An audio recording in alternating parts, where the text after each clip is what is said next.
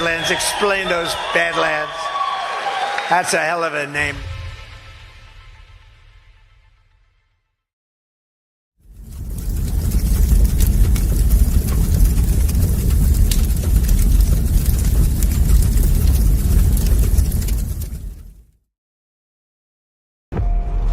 We were sleeping. I've been sleeping. I've been turning away from a truth I wanted not to face. There is a wound that won't heal at the center of the galaxy. There is a darkness reaching like rust into everything around us. We let it grow, and now it's here. How many men have you killed, my lord? I don't know. 50? 100? Countless. Countless has a nice ring to it. And how many lives have you saved? 500,000. Population of King's Landing.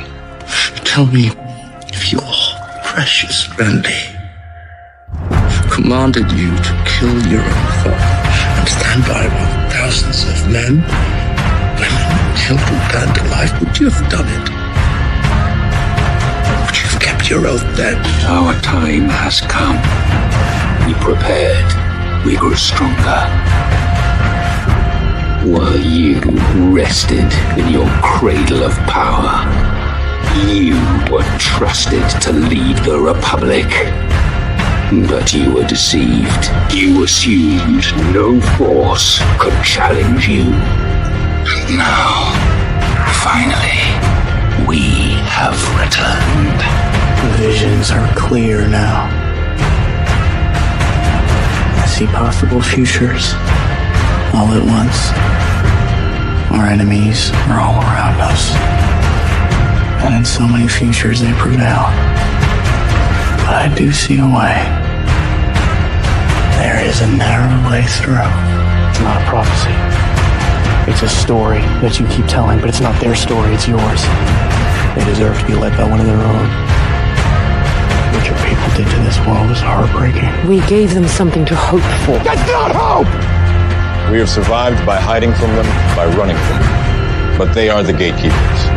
They are guarding all the doors, they are holding all the keys, which means that sooner or later, someone is going to have to fight them. I wish none of this had happened. So do all who live to see such times, but that is not for them to decide. All we have to decide is what to do with the time that is given us. Forgive me. I did not see. I have failed you all. You fought bravely. Captain Armor, I do not know what strength is in my net. But I swear to you, I will not let the White City fall. Our people failed. Our people. Our people. I wish you good fortune in the wars to come.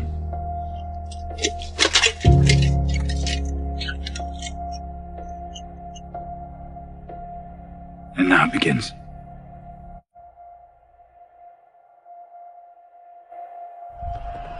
No. Now it ends.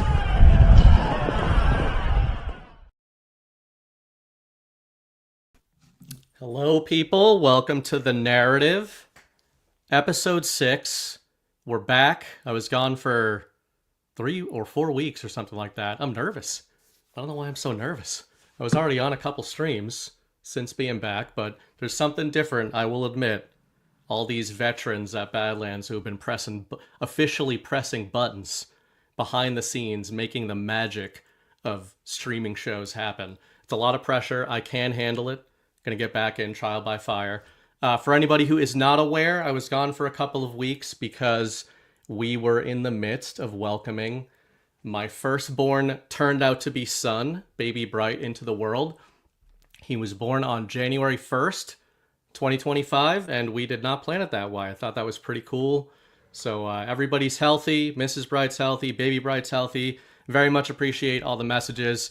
Feel a little bit bad for John. I didn't realize, we didn't want to talk about this kind of stuff, obviously, ahead of time, but I didn't realize there was going to be people messaging him for 2 weeks thinking that I quit Badlands. I thought I made it pretty clear that I had not. But the contract settlement went well. My holdout was effective. John basically backed up the Brinks truck. I now am 51% owner of the company. If you say it on a stream, it's true. So anyway, that's what's been going on over here. We are sleep deprived. Mrs. Bright is even more sleep deprived than I am. She's on baby duty now. He already has my schedule in terms of waking and sleeping, which I'm told is normal, but I'm not sure how much longer that's going to last. Anyway, back to the narrative. This show is about narrative warfare. It's about the stuff that I Trojan horse into every conversation anyways. And there's plenty of stories going on since I left. Some of them entertaining, some of them poorly written, some of them entertaining because they are poorly written. And we're going to talk about a bunch of those tonight. I wanted to play this clip because this is the vibe I want to get across. Oh my God. A faux pas. The audio didn't work in the clip. I'll have to play it during the show. It's the We Back Up clip from The Wire. The whole show is derailed now. I messed it up. Before I get to welcoming my guest for tonight's show, I want to thank our sponsors.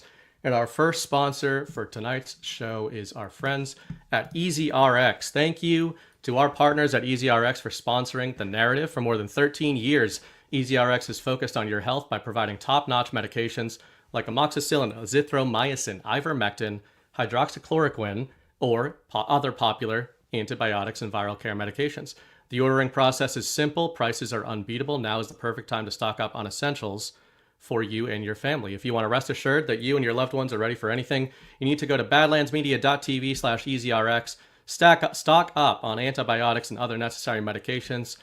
Use promo code BADLANDS for a 10% discount on purchases over $150. That's promo code BADLANDS, badlandsmedia.tv/EasyRx. Thank you very much to our friends for sponsoring this show and for moving their sponsorship to this week. I had to cancel last week because of baby stuff and all that. And we are also brought to you by our friends at River. River announces Bitcoin interest on cash. Now US dollars in your River account will earn a high yield interest rate that can be paid in Bitcoin. With the price of groceries, mortgages, tuition on a steep rise, people are now looking at a retirement age of 80 instead of 60. And it's all because dollars are losing value at a record pace. The challenge is in finding a way to hold on to your dollar while still getting ahead. That's where River Bitcoin comes in. River Bitcoin's interest on cash protects your dollars with FDIC insurance while offering you the option to reap the potential gains of Bitcoin. Over the past 2 years, you would have earned 2 times the rate of most high-yield savings accounts and 16 times the rate on the national average savings account with Bitcoin interest on cash. Get started at badlandsmedia.tv/river. That's badlandsmedia.tv/river. So once more, thank you to our sponsors. Couldn't do it without them. All right, and as for my guest, it's the person I was going to have on episode 1, but he was rascaling around, driving around the whole country, as he's wont to do. He does have an ability to teleport. If you guys have not met him in person, he can be present in one moment, and then he'll be gone in the next. Probably engaged in another interesting conversation with somebody else. He's the other person who talks about narratives as much or more than I do, and he's been doing it for quite a long time. You already knew who it was going to be. My good friend, the Chris Paul. Hello, how's it going, man? Good to see you. Yeah, do you know the We Back Up clip that I totally butchered? I don't. I would like to see it. You know what? We're going to do it the old-fashioned way. Wasn't it just on mute or something? Well, I downloaded a video and it's playing automatically on mute because I probably did things wrong and didn't import the audio. But thanks to the power of pressing buttons, I can now do this. That works. I want you to put the word out there that we back up. Understand me? We back up. Now, that's a y'all must have forgot moment for the narrative. Talking all this ish on the streets of Harlem, Baltimore, and the rest of it, thinking the narrative isn't coming back. But me and Chris are putting the word out that we back up. The narrative is back up. Wait a second. Did people actually think that your show was like going away, that you quit or something? either a sizable number of people believed that, or the usual like 3 accounts pretending to be a lot more accounts. So I'm sure that's what it is. There's a lot of that aspect. Yeah. And I know, you have no other shows going on, so this fits perfectly into your run of Saturday, Sunday, Monday, Tuesday, and then your own shows. Yeah, exactly. Yeah. No, it's good. It's good. I took a day off on Thursday. I'm kind of spacing my thing out now because I just do a live stream in the afternoons, and so those end up running like 2.5 hours. Right. And so I figure do that 3 times a week, and that's already 7.5 hours. And then I have a subscriber stream on do that 2 times a week. That's 5 hours. I have a subscriber stream on Wednesday. I can't even say my own schedule right. Yeah, nobody can. There's a lot going on. Yeah, I did like 11 hours of shows last week for myself, and then another 8 up to last night with Badlands. And now, I guess what your show's probably 6-7 hours long. Well, I was gonna say now the co-hosts understand. They're like subjecting themselves to cold therapy in the week leading up, hot and cold therapy, ice baths, getting ready. But one of the things I was thinking about before having you on tonight is it's so funny. You and I talk to each other almost every day. Privately, we do the show on Tuesday nights, and Mrs. Wright earlier tonight, she's like, "Oh, you guys have a good vibe. That'll be such a good show. Obviously, it's a natural fit."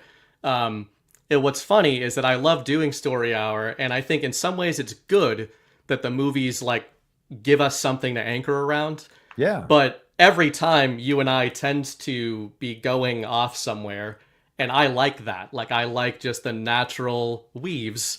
As you do as well. And the movies bring us back. So tonight, I had joked earlier when I put the show notes out that, we're going to come up with an agenda and completely ignore it. But this is a show where we can just go wherever we want. I've got a couple things that I have top of mind. I named the show Sovereign State. And, it's meant, I think, what we've been doing on the show so far is the first half, we'll talk about some actual narratives that are in the news cycle right now, the story right now, whatever we want to talk about. And then the second half is more general, big picture stuff. And for me, what's been top of mind is sovereignty is always pretty top of mind. You talk about that all the time.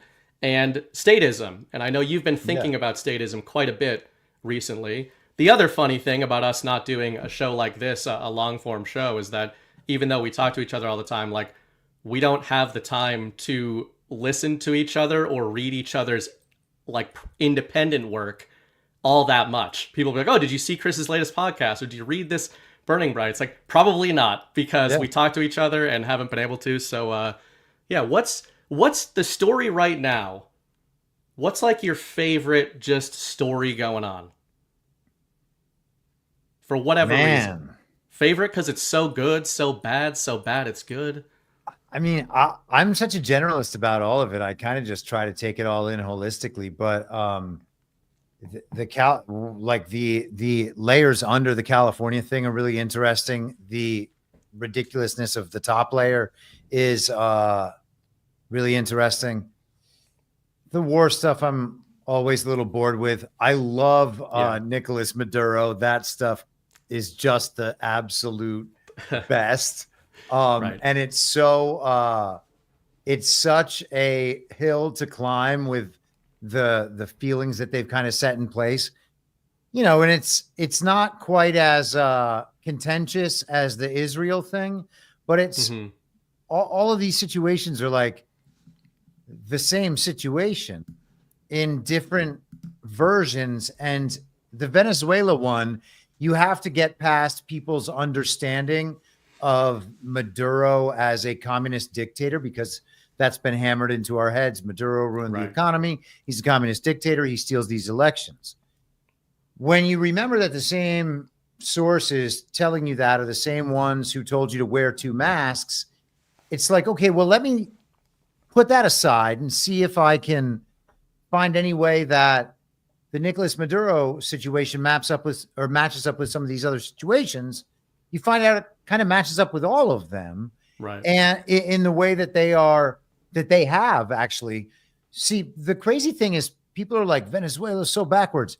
Venezuela's probably ahead of us conceptually, because they've kicked the regime out earlier. And I was talking about this a bit on DPH last night, but when a country kicks the regime out, they are going to be attacked for that. And it doesn't mean necessarily kinetically, first Right. when they're being beaten back as they have been over the last few years here.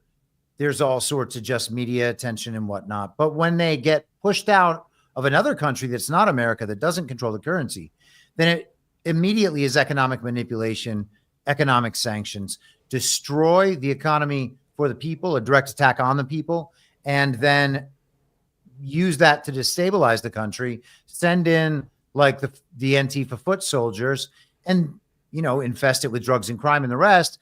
And then you can topple the man who opposes the regime. The idea is to make the people suffer until they beg for the regime back. And so that dynamic is very easily visible there. And so, the attacks that he's a communist dictator, according to the Western media and think tanks, don't care.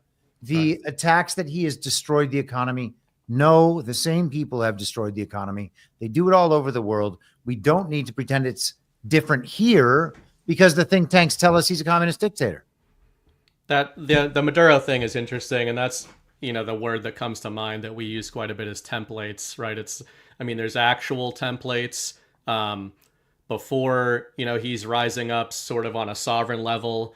It's kind of a petrodollar template nation where again, like you said, they use those economic sanctions if you get off of the petrodollar, right, which he's obviously notorious for doing. So there's a template of getting these countries on the Western globalist system. Then there's sort of like an SOP. Like the deep state just goes down a standard operating procedure run sheet of, we got one of these strong men screwing around down there. What's the SOP? All right, like triage 1, blitz the media with he's bad, he's really, really bad. And if that doesn't work, he's extra really bad. Yep. Then, you run the media through that. You get the local protests going, which could be 35 people filmed at various angles, and you present it as Venezuela is up in arms. We saw this during the Arab Spring movement during the Obama administration, where you're seeing people in Egypt rising up supposedly against guys on tanks, and you just go, well, surely the guys with tanks are bad, because I've seen movies before. I understand story templates. And the Maduro thing's interesting because I'm not saying we were the only ones, but I will say that publicly, you were the only other account I saw that day when all this stuff was going on a couple of months ago, saying like, hold up.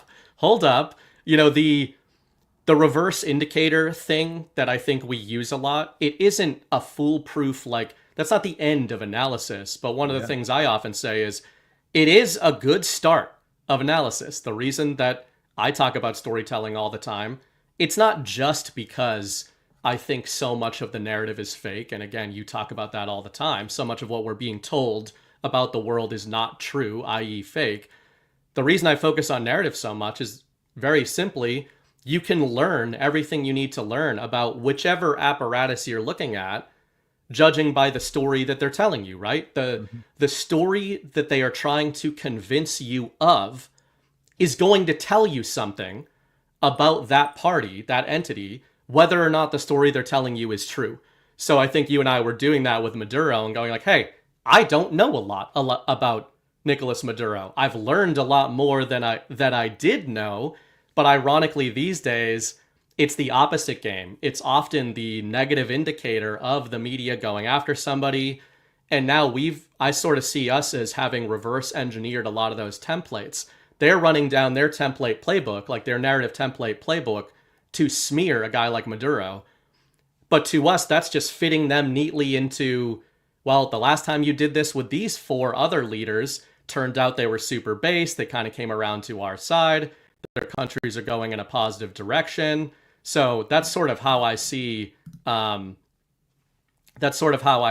going with Maduro, that it's put like a reverse magnifying glass on why is this guy being called a threat to the regime? Why is he being called, the favorite word that they use for people like him, Putin, Xi, etc., is strongman. So that's become a bit of a reverse indicator. So you know, for him, I sort of see it as it's this opposite template that seems to map onto reality way more than what they're telling us.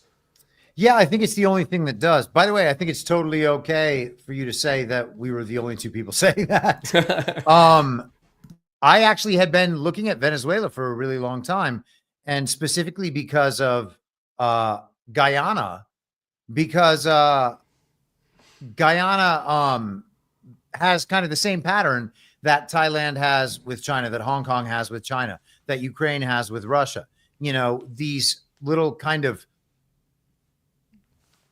I don't know. Yeah, I don't want to call them satellite states, but they're states that are they're areas that are very clearly part of the bigger whole right next to them, but controlled by either one of the European, like they're a French colony or a Danish colony or an English colony or whatever.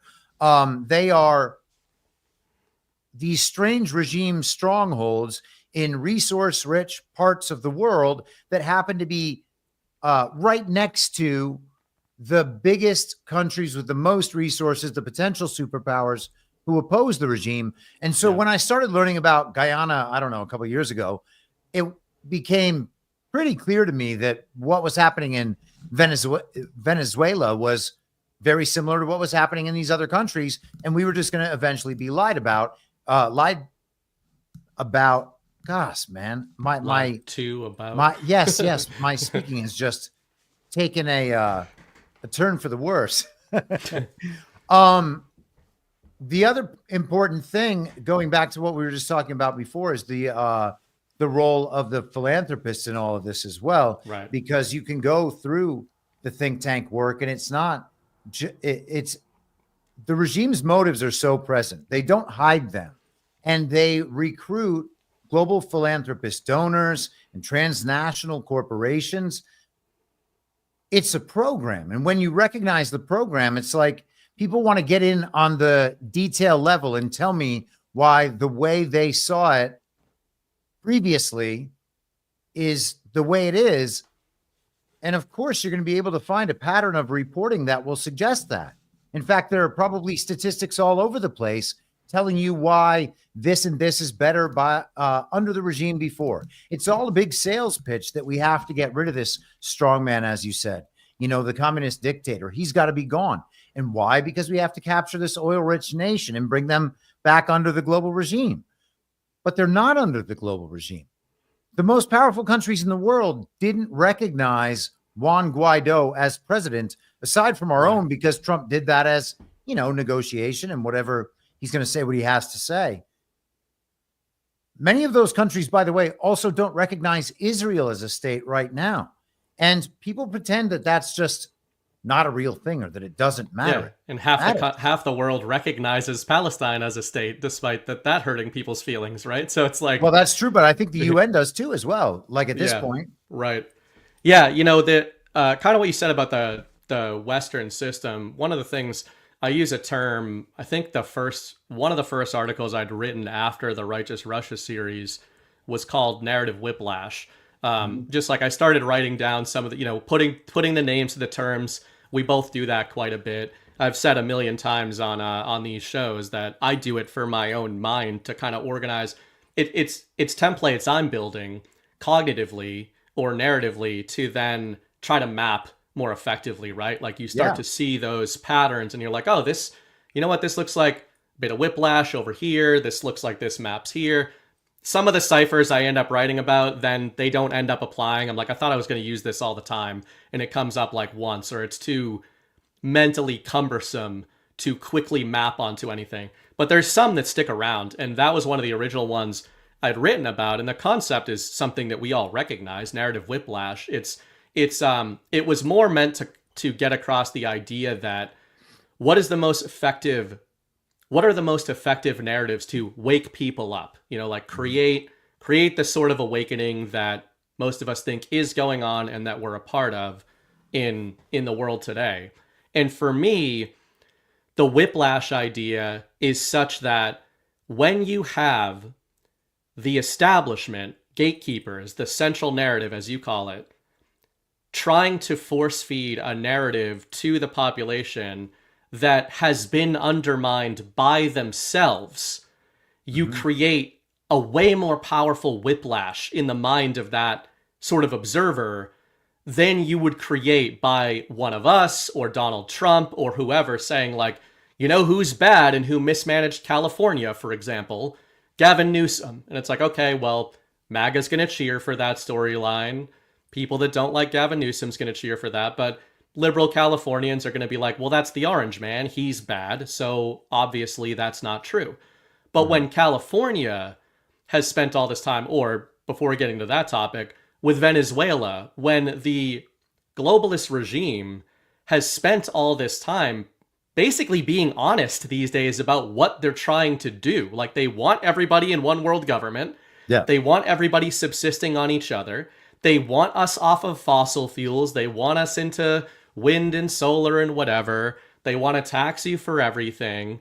When the CIA starts taking credit for regime change instead of distancing themselves from it, which Blinken is a master of taking credit for things that they probably shouldn't be taking credit for, I think that creates this narrative whiplash pattern where you get cognitive dissonance in the minds of those normies who kind of have been observing the narrative, and they're like, well, okay, I think I'm still on team globalist, team World Economic Forum, but now you guys are using as your sales pitch sort of the meme templates that MAGA and conspiracy theorists have been assigning to you. You know, like all the stuff we say they wanted, it seems like they're increasingly put in a position where they just have to come out and say that. Like, they have to come out and say, yeah, we're punishing Russia, we're punishing China, we're punishing Venezuela because they're doing business with Russia.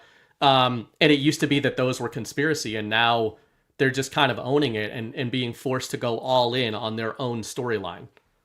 You know, the other thing about threats like that and claims like that, we're going to go after this country because they do business with that other country, that is not something that is in the American interest.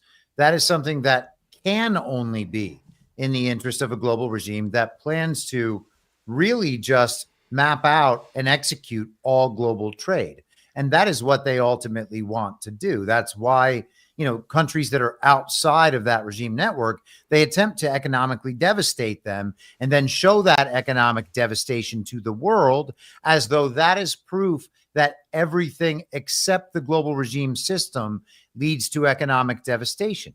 It only leads to economic devastation because they are using the collusion and the monopolization that they've created to essentially just leave one country out in the cold and threaten everyone else that if they help that country out, they'll be treated the same way. It's essentially just a big bullying pattern. And It's really, I mean, it's pure evil, of course, but it's certainly not free trade. And what they want actually is no restriction on trade by any country in favor of its own sovereignty, because even that upsets the balance of the planned trade that they want to execute. And they call that free trade, but there's nothing free about it. It's certainly not free markets.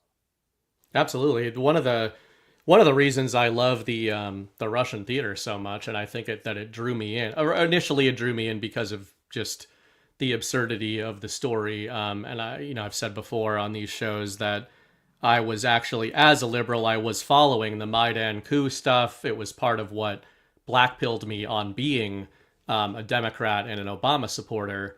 Of course, that didn't bring me, Trump wasn't around politically at the time. There was no MAGA. It was just like, you can either pick Romney or the CIA regime change Obama.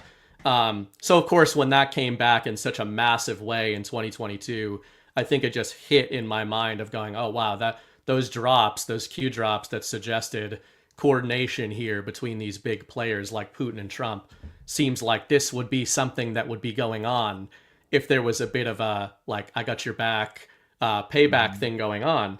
But on a storytelling level, when you talk about sanctions and we're talking about the regime, as you always call them, the globalist agenda, there have been so many things that the Russia-Ukraine storyline have exposed. And on a narrative level, if we think of this as narrative warfare, which you and I do, I think have emphatically been the victors, the Russia side of things.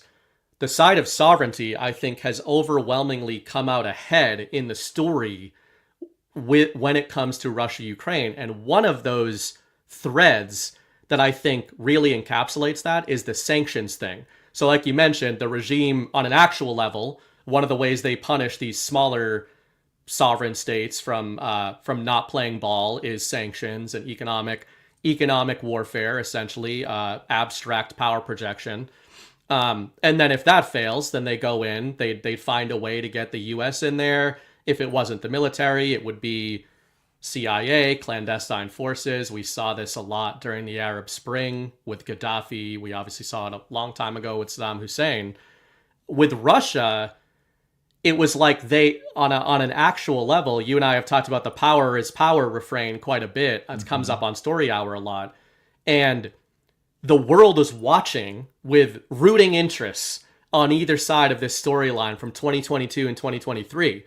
And I think the regime parrots, like the true believer communists who believe in the system, they believe in the power and sanctity of the system, they thought, well, I'm being told by the people on CNN and BBC that these sanctions are really going to get Russia back in line because this is how we designed the system. We designed the rules such that if somebody steps out of line, we can non-violently get them back in line. And even without military involvement, everyone, especially in Europe, has been forced to see that the sanctions not only didn't work, the ruble was the only currency that year that increased in value relative to the petrodollar when all the other ones were going down. And I think what they really lost, they being the regime, really lost on a permanent level with this whole conflict is the rest of the game board, like the global south are all watching that, right? They're watching that, hey, that kid in the yard, that kid stood up to the bully, and it turns out the bully wasn't only not able to beat him, but he didn't even try to. He just basically issued a bunch of threats. Turns out the threats were just stories, and there was nothing backing them. So again, abstract power projection. I think it was a total, like, we're seeing the inversion of their narratives. They always used to have the backing of some sort of actual power projection that they could fall back on. It seems like devolution maybe has taken that off the table. And without it, it's just people threatening each other, except Russia doesn't actually need anything from the US, so it didn't matter. And now I think we're seeing countries like Venezuela and beyond just go, hey, well, I can just hitch my wagon to these other sovereign leaders that are not treating me the way the regime does. Yeah, I think that's exactly how it likely came together. I mean, but the truth is maybe it's been around for much longer than we know. I've been going into how deeply illegitimate our government is. Did a whole episode about it on Monday, and maybe we can come back to that. But the trade routes thing, I think, is really interesting in particular because, I always mention the first they go to reputation, right? And this is either with an individual or with a nation. They go after someone's reputation. They try to destroy that person, maybe destroy their business reputationally. They have compromise over countless people, whether those people know it or not. They have things that they know about those people that can be leveraged to make those people do what they want them to do. Or they're just naturally corrupt and they're happy to take the carrot and take the money and run and do whatever is necessary so that they can keep, advancing within the party of false decorum, within that kind of material realm hierarchy. And if that doesn't work, then they go to the economic manipulation. And then if that doesn't work, they eventually get to the military level. But they also have, control over resources, including food, and they have control over trade routes. And so, I look at the Greenland, Canada, Panama Canal thing. You and I were talking about that this week. And it seems pretty clear that the point of all this is not to capture these other states and make them part of the United States, although they may be territories or protectorates or whatever, they might be called. I think it's pretty clear that they want to maintain sovereign states. And there's a thing happening kind of with Puerto Rico right now that makes it look like Trump is displaying potentially that it's not about capturing these other states. But it's clear that the Navy is going to be protecting off our shores from the Panama Canal all the way up and around to the center of the map. And yeah, man, I don't know what people think it could be otherwise. And on the other side of that map is just going to be Russia, or maybe Russia and China. And so Trump says he's going to take the Panama Canal back from China's defense, and there's no talk of war with China. They might try to drum something up over Taiwan, but that would be moronic. And maybe maybe that was the intent, to play that whole game. Well, Trump has ruined that game. And there could be discord with Russia over, whatever property, Canada or Greenland or whatever. But there's no discord with Russia over Ukraine. So those shipping routes will be totally protected on all sides through the north. And who will be kept out of that if these two countries that are, United States minus the regime and Russia, those are like the worst nightmare for a global regime, and they're going to be handling that situation together. Yeah, I mean, if you just look at this map now, I don't know if it's accurate. I'm just saying, this. First of all, if Russia has ever played Risk, the board game Risk, then all they have to do with this threat is start with 2 men on Kamchatka. Everybody knows if you play Russia and Risk, you start with the men in Kamchatka, and then you work your way out from there. So as long as they put the guys in Kamchatka, they don't have to worry about what we're doing in Greenland, I think. But yeah, I mean, you can see earlier you were talking about the, the proxy state template. Ukraine's obviously one of these, sort of a keystone proxy state. Then you've got Taiwan that you mentioned. But man, I was struck. I never thought of this before these narratives came up in the last couple of weeks, but it's quite something when you look at Greenland. This is another map that is a little bit better on my eyes, but this is just proposed routes, or maybe these are shipping routes in the Arctic. So you've got Greenland right here, but either way, you've got Canada and the US, you've got Alaska, and then you've got Russia here.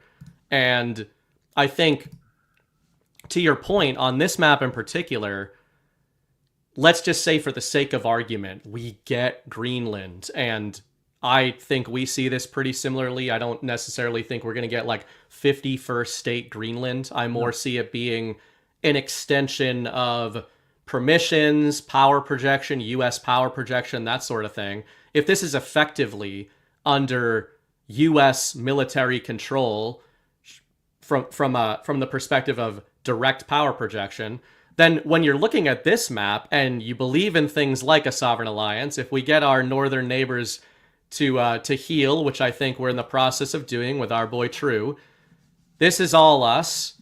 This is all us. And then you've just got like this over here. That's, the regime. And I know we're talking about physical location, but in terms of power projection capabilities, you talk to people in the US military, and a lot of them will tell you right now that a lot of the regime, what we think of as regime globalist nation states, currently don't have an awful lot of power projection compared to what they did before World War II compared to the US. So if our military is under our control for the first time in a long time, and Russia's military is under their control, China may or may not be a paper tiger, but either way, they're a juggernaut when it comes to trade. Then what on earth is the regime to do here? It starts to make you look at something like Greenland. I think I'm not sure if you've talked about this, but Trump usually is doing multiple things when he deploys a narrative, right? And I think one of the ones that he might be doing with Greenland is not just projecting forward the possibilities we're talking about, but projecting forward or projecting backward what has Greenland been used for until now. I'm not even talking about like secret bases and what are they doing in the ice. I more mean, why is this under the control of Denmark? Like, even normies are kind of like, I never thought about that.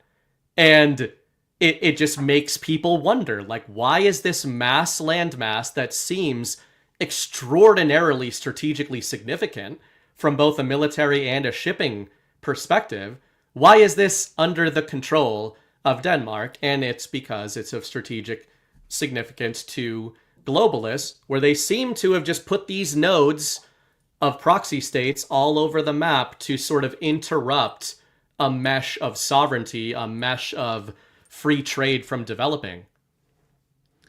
Yeah. You know, we were just talking about the way that the regime manipulates economies and people, but in this case, economies. One of them, of course, is manipulating trade. What happens when they can't control any of these trade routes, when they can't control the Panama Canal? It's a lot harder to stop countries from doing business with other countries if you can't cut off their trade routes or make their trade routes really expensive. Donald Trump is handling all of these situations just using leverage with tariffs, which is honest. It's right up front. Hey, I want you to do this. If you don't do it, we're going to charge you this.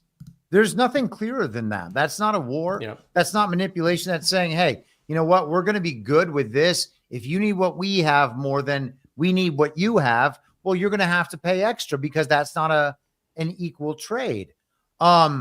About Greenland, I would say that it probably flipped in 2020 when they flipped that Air Force base into the Space Force base. It was called the Thule Air Force Base. And this is a track we don't need to go down, but there's a Thule Society that started in 1917 in Germany. And I think everybody should look into that. It's very interesting. I wonder about the relationship there. I mean, we can go anywhere. I don't think we need to go there, though. Okay. It's kind of some weird, dark stuff. Prussiagate in their Urania series covered it extensively and did an excellent job. And I would suggest to everyone checking that out. The last thing I'll say about Greenland, and then I'll hand it back to you. You asked why we would want that or why there's all this particular type of attention by Trump on it right now. And I think it's because Greenland is the type of territory like a Guyana, like Thailand, like Ukraine, that if the U.S. was going to take back over under Trump's term, quote unquote, the way they would be selling it in the media, there would be a case coming from somewhere that Donald Trump was invading Greenland.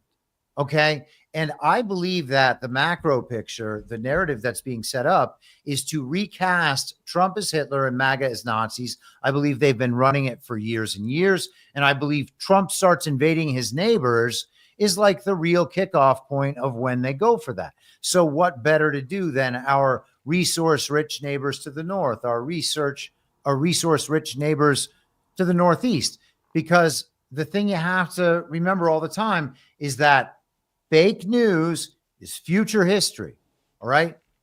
They're setting up a historical record for later in the event that at some point they win and take back control.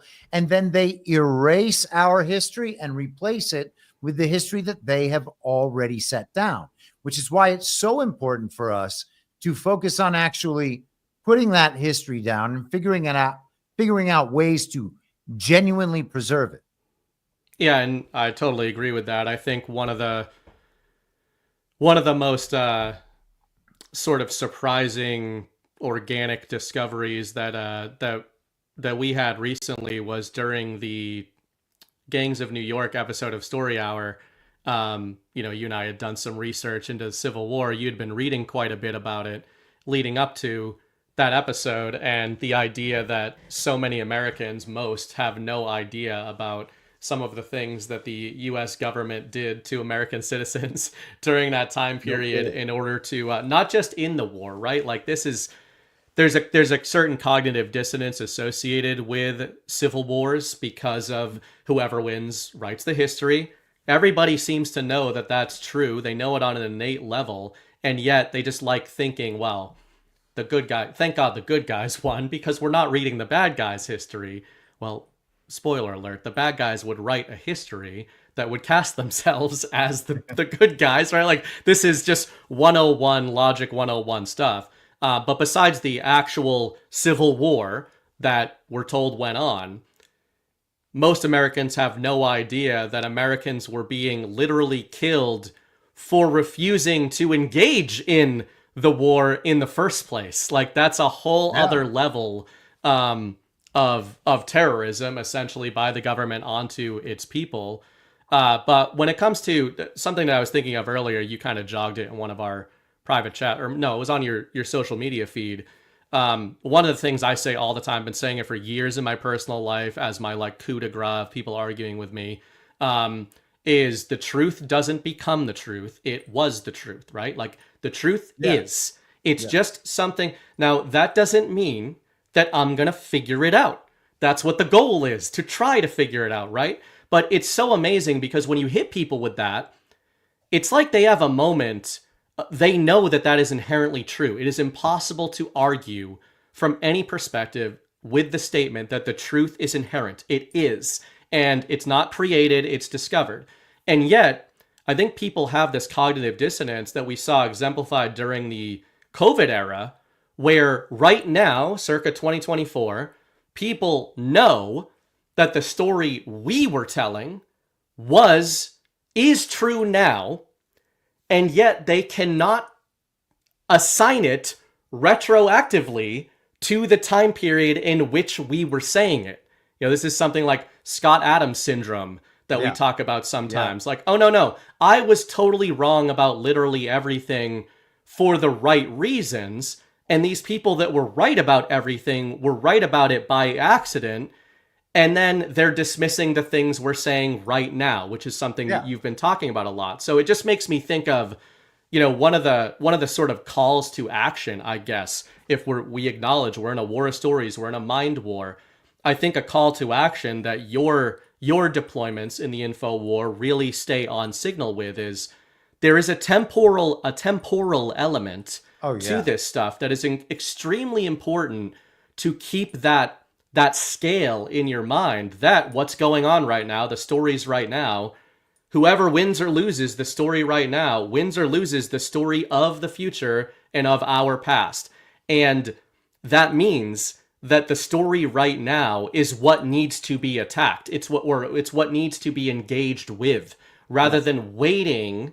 And we saw the clip from Liberty Den. I thought John was great talking about this when it comes to, I play with the colored hats stuff. I play with characters and who's controlling who and Zuckerberg and the rest of it. But it's not the signal is what you talk about. It's what John talked about in that clip, that we're not trying to passively observe a story that others are telling us. And I think that's what separates some people in the info war from others. Some are happy to watch and observe the story and just track it and be like, ooh, I got it right. I got another scene right in the story. And others are trying to provoke change in the story or guide the story in the direction that we want it to go in. You can only do that by refuting the things that you believe to be bullshit right now, not in the future when Joe Rogan gives you permission to do it. Totally. I mean, a lot of people are adopting, really without knowing, just full-on regime stories and the ideologies that follow them. I mean, it's amazing to me how many people are convinced that an injustice was done over the last few days when the guy on a bike with a flamethrower somehow didn't get charged with burning down all of Los Angeles. Yeah. And somebody was like, how could this happen? Well, what do you mean? How did he get away? How do you know he did anything? Right. That's just a picture on the internet with a story attached to it. I could just open up my image generator AI, pull up an image, put it online, write breaking with 4 sirens, and make something up. It's usually 3 sirens. If you go 4, people know that you're being ridiculous. If it's 3, then it's very serious. Right, exactly. So last night I said this, and I wrote something about it today as well. And I've been talking about it a little bit lately, but you talked about the goal being the truth. We agree that it's very difficult, if not impossible, to ever actually get there. Okay. Yeah. So maybe that is not the best goal, particularly with the information environment we work in. Total fog of war. All our information is unreliable, all of it. You have to understand these things. You have to have zero trust. You have to know that there's nothing reliable, and then still figure out how to guide your path through in an effective way. That's the job. And then, we can get on to stuff like timelines and whatever else. But initially, that's the job. And so it's not to figure out what the truth is. That's impossible. It's much easier to figure out maybe that somebody's lying, but then you call them out as a hypocrite or a liar, whatever side it is in the controlled opposition dynamic. The other side will just be like, well, yeah, but your side lies and is hypocritical too. It's like, yeah, of course. Okay.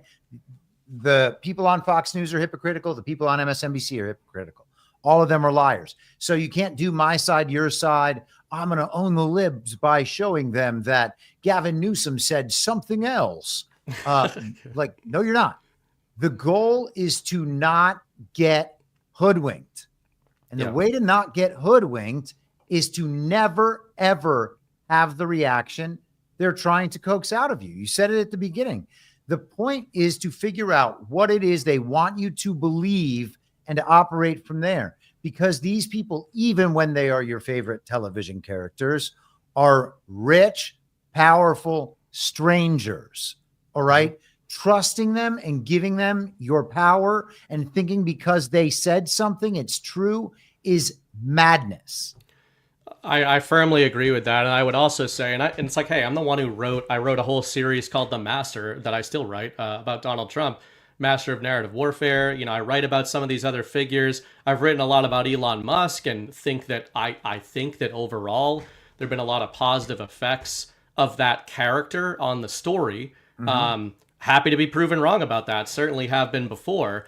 But I still think that your conclusion there is the signal. And I think, if I want to address some people maybe that for a show that ended in the most abysmal manner possible, Game of Thrones really did have such stellar writing until it went the way it did.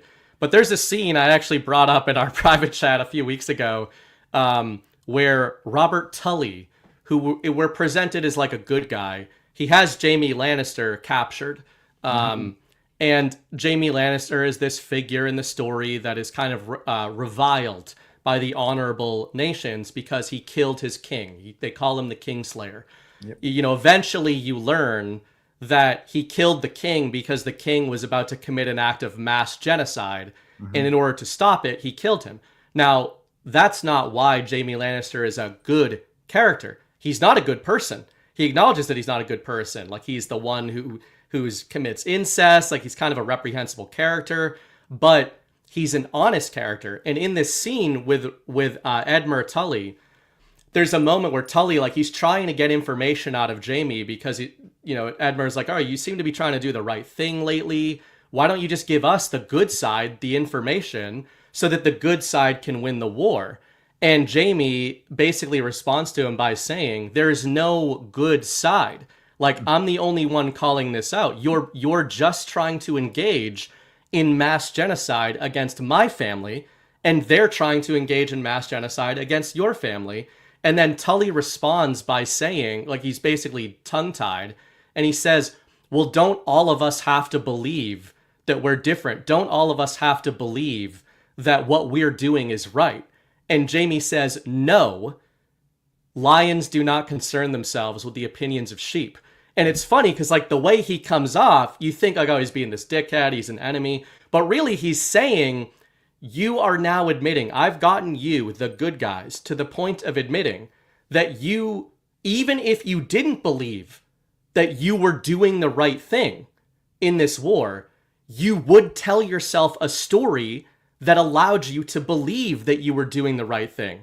Where even though Jaime is not a good guy, he is honestly engaging in an unjust war. So it's like, I guess for me, the reason I think of it is I've been thinking about that in the context of patriots and these characters. And, like, why is there anxiety among some people in MAGA to questioning the figures, when we go back and forth about the effects of Elon Musk's narrative deployments, good or bad?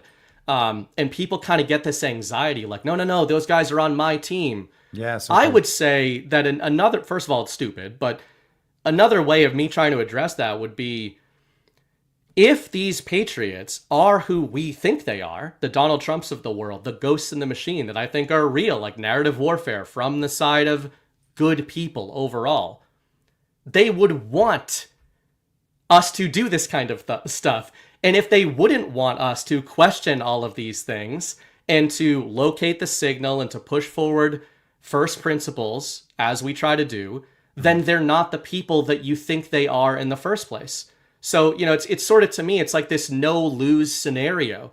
If you just blindly go along with everything, then you might as well just not be in the info war, because you could just have somebody tell you about it later on if you're a passive observer. And if you're actively engaging your mind in it, you're not going to ruin the plan by questioning what the plan is, or is it right, or should we go in a different direction? Yeah, I think that's a great example with the Game of Thrones thing. I think the other thing about what Jamie said, part of what he said, is that the fact that I can see you attempting to make yourself look bigger in my eyes for effect proves that you are not my equal, right? And a lot of the times we really do still have this notion that somehow we are weak and powerless and small in number, and that our voices don't matter. Certainly our votes do not matter, but right. our voices actually do matter in a real way, because they can change other people's minds. And the way that we stand up for ideas or stand up to ideas has influence on those around us. And that's how things can actually be changed. We are so desperate for allies then in that case. We want all these media allies. We need people like Elon Musk to be on our side, because otherwise we might not defeat the Democrats. We're not fighting the Democrats. We're fighting a, thousands-year-old evil cabal, and really a cabal. We can't just cower before it and pretend online that someone else is going to do it. There's a convergence happening right now. And the way that convergence is going to be won is through people's belief and willingness to represent that belief in public. And, it's kind of there's kind of that downside to Christian humility, that Christians don't often speak up because they don't want to cause the confrontations. Now, many do, I understand.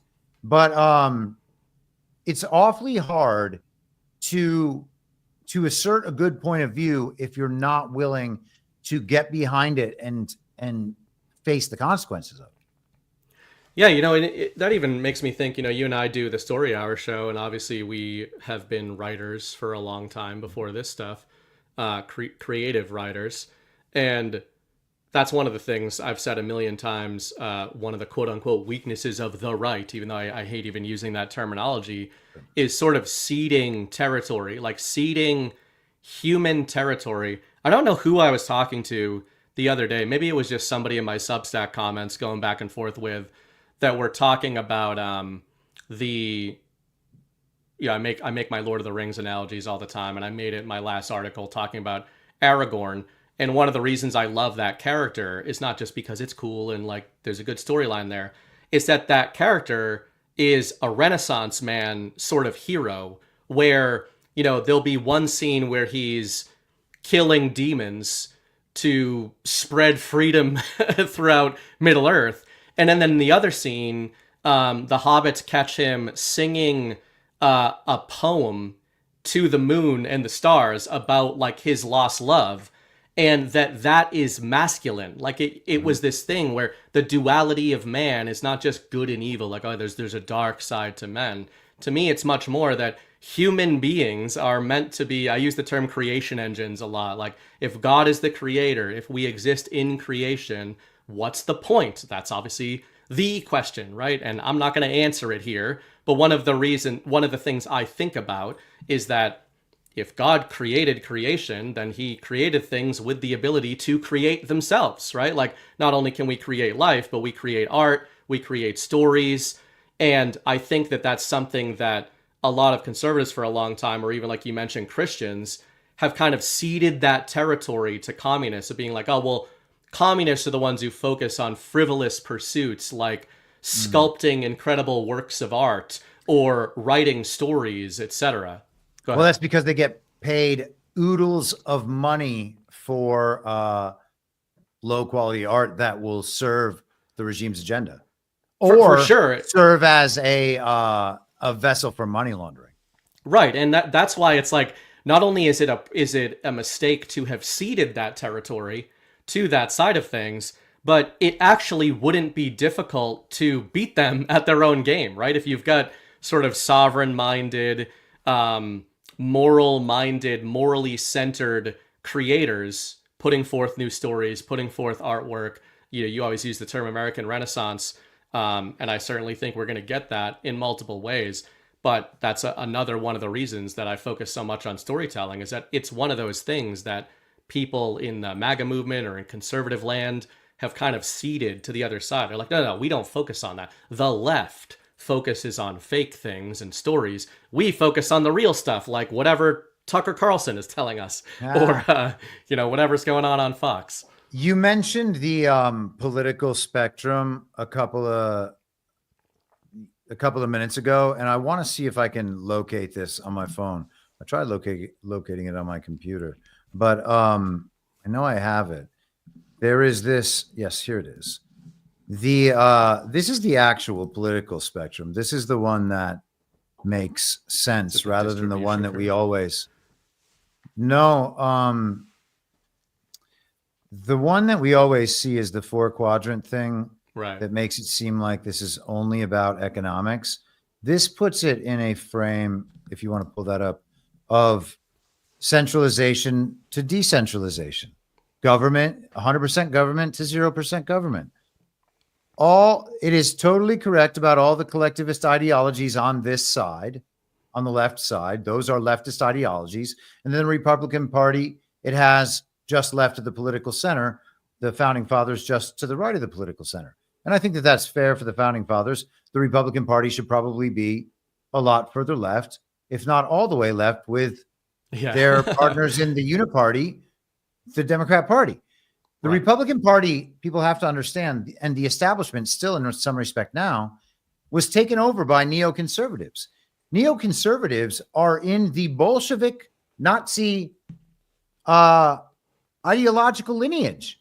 Yeah, they're collectivists. They are 100% collectivists. They are militant collectivists. And the founders of neoconservatism were Trotskyites. Yeah. It's not confusing. And so, people are like, well, why do you go after these conning television characters? Because, these are our friends. We hang out every day, like down at the, I go to the gym and I see my friend Tucker. I go to the park and I see my friend Dan. That's not what's happening. And they are, and listen, I chose 2 examples that are not like hardcore neocons, but your careers in that ballpark, have their shows changed since they left Fox News? I would argue that they haven't changed at all. They're not more open and free speech oriented, except to the extent that Twitter is. But the Republican establishment is all neocon. So we have the pure communist left and the communist right, quote unquote. There's nothing right about them. They are full on global regime statists, and both of them are militant as hell. And it doesn't matter what they communicate to the public. It's what they do in reality. And what they do in reality is constant war. Trotsky liked constant revolution. The regime likes constant war. Every 80 years, they turn everything over on purpose around the world. We weren't the only revolution happening in the late stages of the 18th century. Right. There was the same wave in the Civil War era in the 19th century, same wave in the World War I, World War II period, and we're doing it again now. This is nothing new. This is the playbook cycling through, and it's gone on for 2,000 years. You can read the Bible and see how the world that we're in now overlaps it exactly. It's just one system. It's just one evil. And I know about the push-pull and all of that, but I think there really is a way out of the matrix, and it is not believing anything as an earthly authority. Zero earthly authorities. All of them deserve to be questioned to the utmost because they lie all the time on purpose to exploit us. Absolutely. I want to get deeper into that pretty soon. I will. Obviously, you didn't see you were right about all of that until this weekend, but I'm happy to report, in case anybody missed it, Fox is now based because Jesse Waters had ultra MAGA influencer Tim Pool on his show to explain to MAGA whether or not Mark Zuckerberg is now MAGA. So a Fox News host had a liberal YouTuber on his show to discuss whether or not a social media oligarch is MAGA. And of course, that's silly and ridiculous. But when you see that, I think my takeaway from it was that should make you should probably laugh at it initially, which is what I did. I thought maybe it was you who posted, somebody posted it in DMs, and I'm just like, they're surely not. Surely this isn't what they thought of as the right deployment, which is why either the regime story is falling apart of its own accord, like they've been put in this situation socially and culturally where it's just falling apart in real time, or there is something to the ghost in the machine of being like, now do this, like the guys in the back, the meme we see of the memes we constantly see of Punk'd, where it's like, now have Tim Pool on and tell the audience that he is the MAGA representative.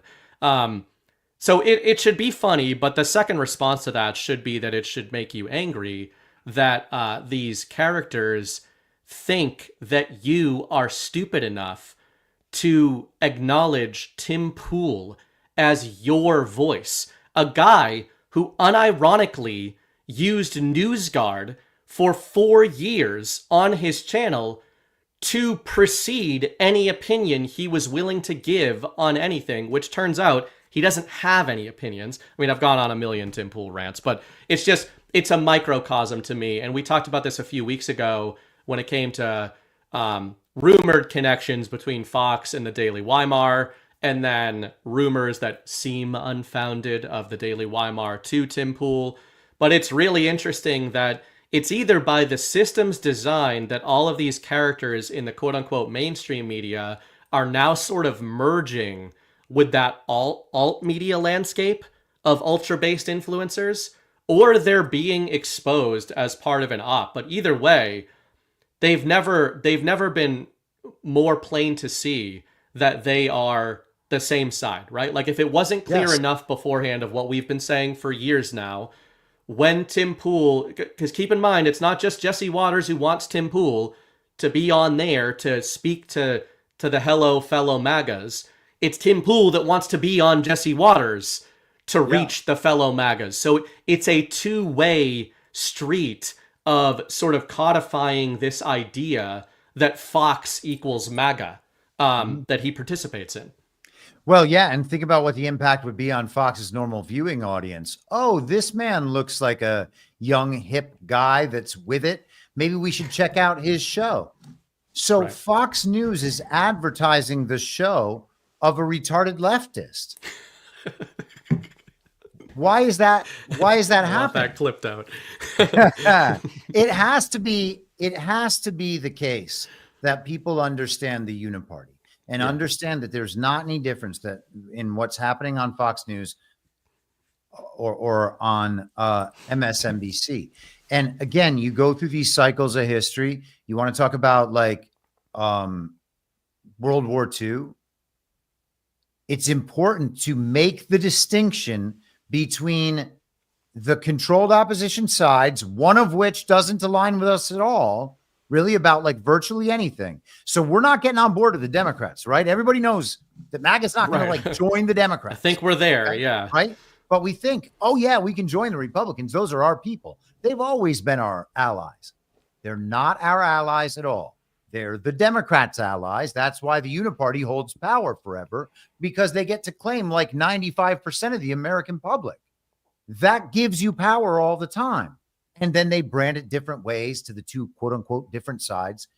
MAGA is distinct from those two things and so much bigger on its own. Okay. So what we need to do is pull out of that controlled opposition dynamic. Let them keep fighting each other. It'll look idiotic. This is how it already looks to a lot of people, right? It's looked like that to us for years now. Right. And it needs to look like that to everybody. And it's not hard. You just simply withhold your attention and your trust and your respect. These people are not authoritative. They're not better because they're on TV. I know that their shows are very finely produced and scripted, and they're easy to watch in some respects, certainly easier than ours. It's not a huge mental load. I understand all of that, okay? I'm not asking all the world to come to Badlands and figure out what the hell you and I are talking about. That's not the test. The test is for people to leave all controlled opposition dynamics where they see them. Oh, hey, that thing is definitely a characteristic and element of the regime. I can spot that. Now that I've spotted it, if it doesn't go away from these people, I'm going to go away from these people. It's that simple. Yeah, well said. It reminds me, I was thinking of a scene from Jurassic Park recently, the infamous, I'm probably going to butcher it, but they were so focused on whether or not they could, they didn't consider whether or not they should, right? I probably got the line wrong, but everybody kind of knows the sentiment. I think about that when I see Tim Pool on Jesse Waters on Fox, or any of these characters, especially in the Foxverse, the Fox extended universe. Like, they really are like Marvel characters, where we've now got a shared cinematic universe where it was like you had the Fox conservative sphere, you had the liberal retard sphere on CNN, then you have like the alt media cool sphere of YouTubers, and now you're getting crossovers where there's even been like a couple of, like, Chris Cuomo was in the retarded CNN sphere, and he's kind of rebranded a little bit and joined the alt media universe, and now the alt media people are joining the Fox conservative verse. But it makes me think of that line, that there are some within MAGA that cheer when they see stuff like that, of the waking up the normies refrain that you talk about a lot, where it reminds me of, you're so concerned with whether or not we could, you never stop to think about whether or not we should. And I even think of this in the sports world. I've been following the UFC forever, like since the late 90s anyway. And a lot of OG UFC fans are lamenting the state of the sport right now, not because the fighters are not good. The quality of the sport is arguably the best it's ever been. Like, the number 30 guy today is probably way better than the number 30 guy from 10 years ago. But the presentation of the sport is so mainstream. Like, it's on ESPN. The red corner wears red gloves. The blue corner wears blue gloves. They walk out of a sanitized environment. Like, the camera shots are the same with everything. They show you the same statistics. They do the fight. They run the video package. Whereas 15 years ago, when you're watching MMA events, you're turning on Pride in Tokyo, and they're putting the Russian on a pedestal and raising him up in an arena and doing all this crazy shit. They got a sumo guy banging drums. Like, why? Because fuck you. Because fuck you. That's why. Like, that's why we did this, and it was awesome. And, all of what I'm saying, I don't make it a sports analogy, but why were people watching the fight? Like, they were watching the fights, they like the fights, but what a lot of them are realizing as they're falling out of fandom of the UFC, the fights are better than ever. Why are they losing fans? Because the story sucks. The story that the fights are in absolutely suck. And again, MMA fans, UFC fans wanted to be the mainstream for so long. They wanted to be taken seriously by ESPN, by Fox Sports, etc., that they kept changing the sport and homogenizing it and making it more TV friendly. And now that we got there, they want to go back. And I think that there's a subset of MAGA that when they see Tim Pool on Jesse Waters, they're like, he's almost one of us. We could be on Jesse Waters, us, the MAGA movement. And, you know, I would just say that if you're there, as stretched as that analogy might have been, you might want to consider whether or not we should be striving to be at that dance, or whether or not, like you said, we want to just kind of like, let's go over here. Let's do our own thing. Yeah. Did I lose you? Wow, I think I just blipped out. Can you hear me? Yeah, I can hear you. Okay, sorry. Yeah, Okay. you just froze on my screen. Might have been my internet. Yes, you know, when I talk about this stuff, particularly mentioning certain characters, people get pretty upset. And I don't think that they're getting upset because they believe that what that character says is true. I don't think that they believe that that character is particularly helpful. I'm not even sure that they actually believe that character is helping to wake up the normies, which is always the excuse. And again, what happened to lions don't concern themselves with the opinions of sheep, right? You can't just spend your life hoping that other people change their opinions. Like, we've got to move forward on our own. But I think that what people are getting upset with is that they can sense the social hierarchy, right? And if you are in the party of false decorum, then they understand that, like, Charlie Kirk is more high ranking than we are. Right. You know what I mean? Yeah. All these people are more high ranking. So we are not, in their eyes, allowed to insult people who are higher ranking. That's just how it goes. You can't do that, or you're not going to get to that place. Like, we're supposed to be nice to them and kiss their asses and say, oh, Jesse Waters, how can I help you before you will look like you're sort of helping me? I don't care about that, right? I am totally comfortable with whatever the cards say when they come down. Authenticity, tell the truth. Eventually that stuff is going to collapse in on itself, because people don't need that. There's nothing, there's nothing to it. Yeah. One of the, it's funny, you know, I think that this sentiment might be well-meaning, but I think is wrong. That there, you know, we've all heard the crabs in a bucket analogy. A lot of times it gets applied to communists.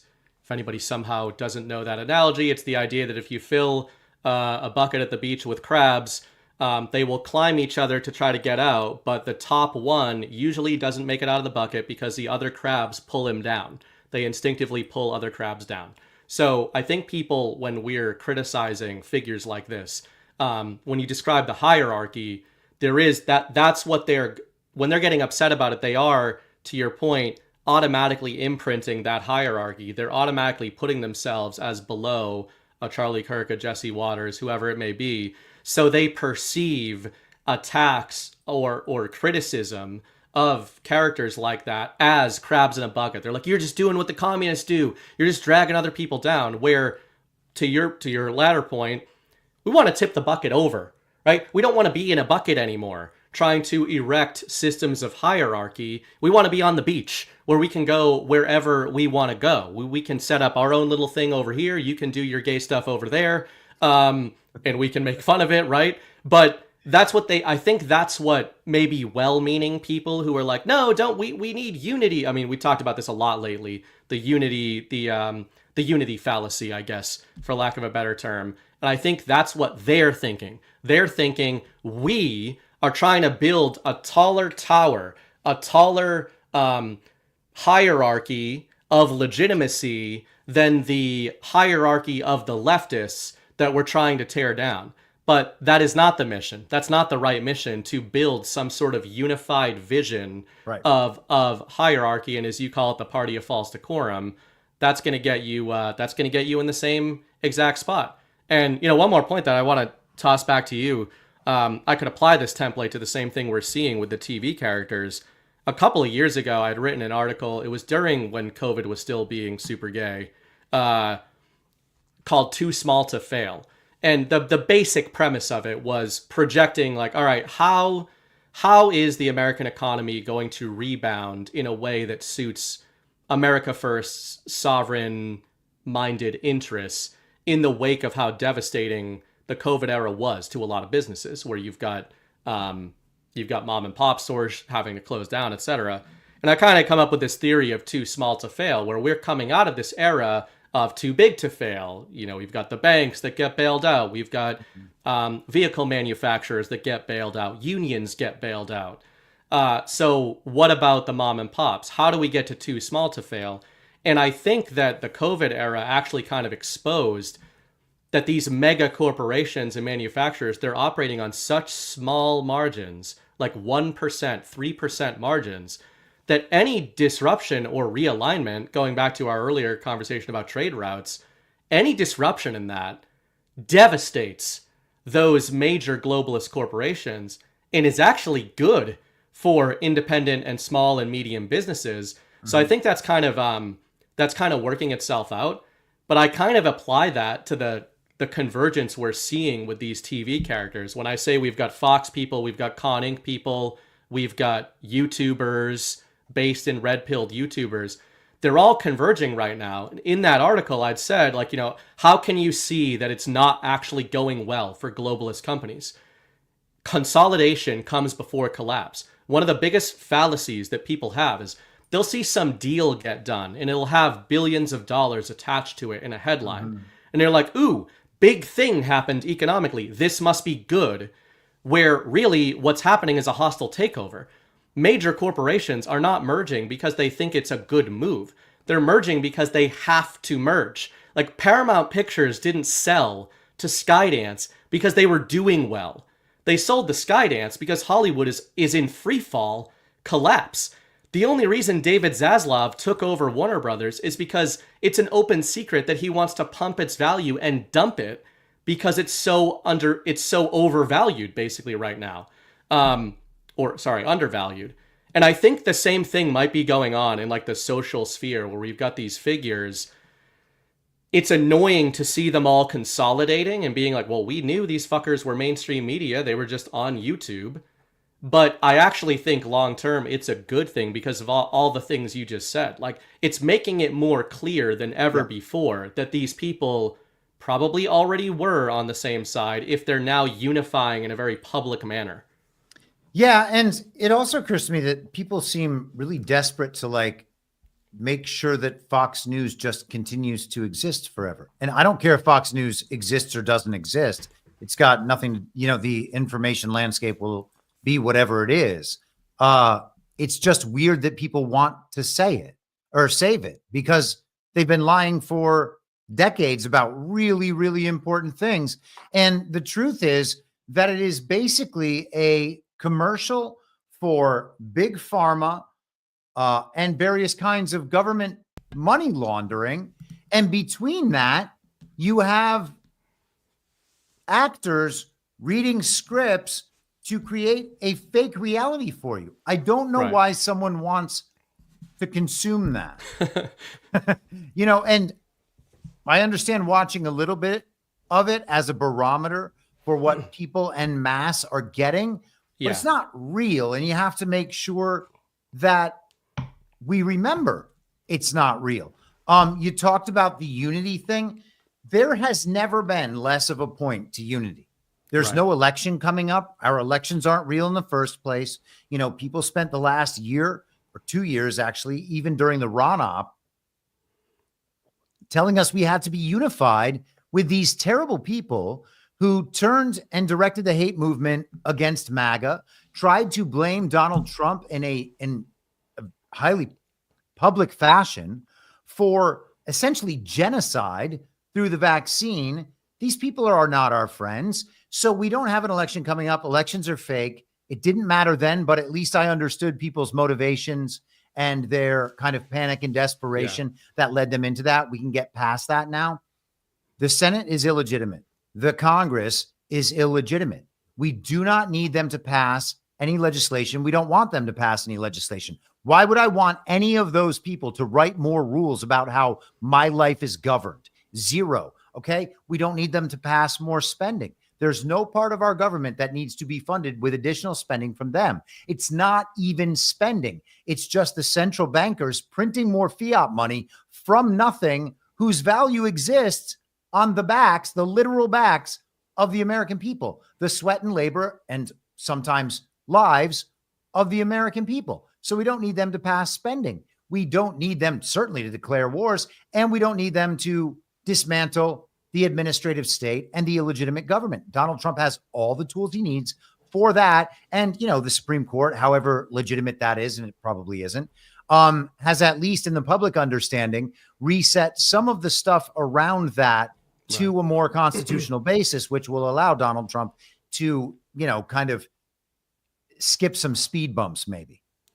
Yeah, the way I sort of think of the Supreme, I think it's always an interesting thought path to go down in terms of when we talk about the legitimacy or lack thereof, like on a baseline fundamental level of government, of our government, whether a good government or a very bad government. It's interesting to go down that thought path with regards to the goals of like an America First sovereign movement. And one of the ways that I try to square your point about the Supreme Court, like for the sake of argument, let's just say we don't particularly consider the Supreme Court leading up to the Trump era to be legitimate.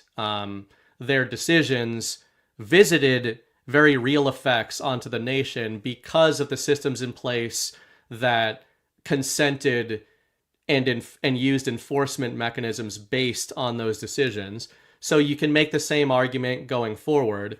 That's not super satisfying to me, because if we think that the underlying structure of that system is illegitimate, then I'm not a big fan of just like taking that and making it ours now and now using it in a good way. But maybe a way that I try to find a middle ground. First of all, I always try to think of this era, however long it stretches, as sort of a transition era. And I think the beginning and end of it is going to be very gray. Like, with the benefit of hindsight, we'll know more about that. The way I try to square it is saying, okay, if we're thinking about things in purely a narrative perspective, there is a real power, unfortunately, in an institution like the Supreme Court. I hope that in the future that's not the case, but I sort of see what Trump did is he always excels at putting the enemy, like the enemy player, into an untenable position. Yes. And I think that rather than try to dismantle their system by going head on at it, he did that with certain deployments, but I think most of the time he's kind of doing this quote unquote restoration approach where he's like, oh no, I'm going to use the rules of the game as you, the system, have set them out. And within the rules of this game that I am consenting to, I'm going to change them. And, he did that by getting his, three Supreme Court picks. Three. Totally remade the Supreme Court. That doesn't make me think that the legitimacy of the Supreme Court is somehow more now than it was, because if we're counting on the right 9 fucking people or the right 5 people interpreting our rights, then we've gone somewhere terribly wrong. But in the short term, I think it's fascinating to see the position it's put the enemy faction in, because they're almost in a position where they are starting to advance a lot of our arguments because they have to argue against whatever is pushing the MAGA agenda forward. So if the MAGA agenda is coming out of the Supreme Court that for a limited time, they have to start attacking all the processes that allowed that to take place. And the same thing seems to be going on in various theaters, like whether that's the DOJ, the justice system, the military, the powers of the commander-in-chief. I think that's a big one. We've talked about on Power Hour quite a bit, the idea of narrowing of presidential authority or defining of presidential authority. Mm-hmm. So that's kind of how I square it all. Like, Trump is using the story and the rules they set out and basically saying like, well, I'm just doing what you guys did. Is that okay? Or can we all now agree that it's actually illegitimate and we need to move into something different? Yeah, I think that's exactly right. I think that you touched on something really important there, and that's that there's an entire kind of constantly morphing ideology that is at all times anti-Trump. And so Donald Trump will take an initial position, and the people who are anti-Trump will react negatively to that position. And you could see it throughout the DeSantis op. It's not like it's only Republican, quote unquote Republicans, um, neocons who are anti-Trump. They and the uniparty left will come together in agreement on certain points that Trump definitely has this thing wrong, or that Trump can't do it. And what they'll do is figure out different ways that represent their individual brands to communicate the fact that Trump is wrong and Trump is not allowed to do this thing. And so they make all of these arguments on the one side. They explore the entire range of issues on a subject, giving that one interpretation. And then Trump later on is just like, oh yeah, we're going to go the other direction. This over here is what the American people want. So we're going to do that instead. So go ahead and argue against that now. Right. And they do that. and everybody witnesses them doing that after they had already made up their minds, having seen the two sides of the uniparty work in controlled opposition to agree that Donald Trump is wrong, definitely, and then argue about what should actually be done, which makes them look like they're in opposition.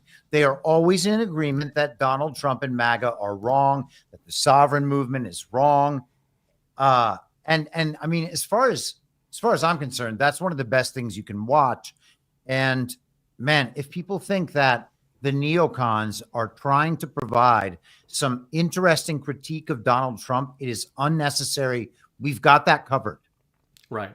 Yeah, it's perfect because, and again, this is why when people are like, oh, well, Trump said this and you're arguing the opposite. It's like, well, first of all, that's very rarely the case, which is why we spend so much time, or especially I spend a lot of time really looking at actually what he's saying, which I often believe is as brilliant as he led up to the 2024 election, telling you it is, with all of his weaves and saying you should pay attention to him.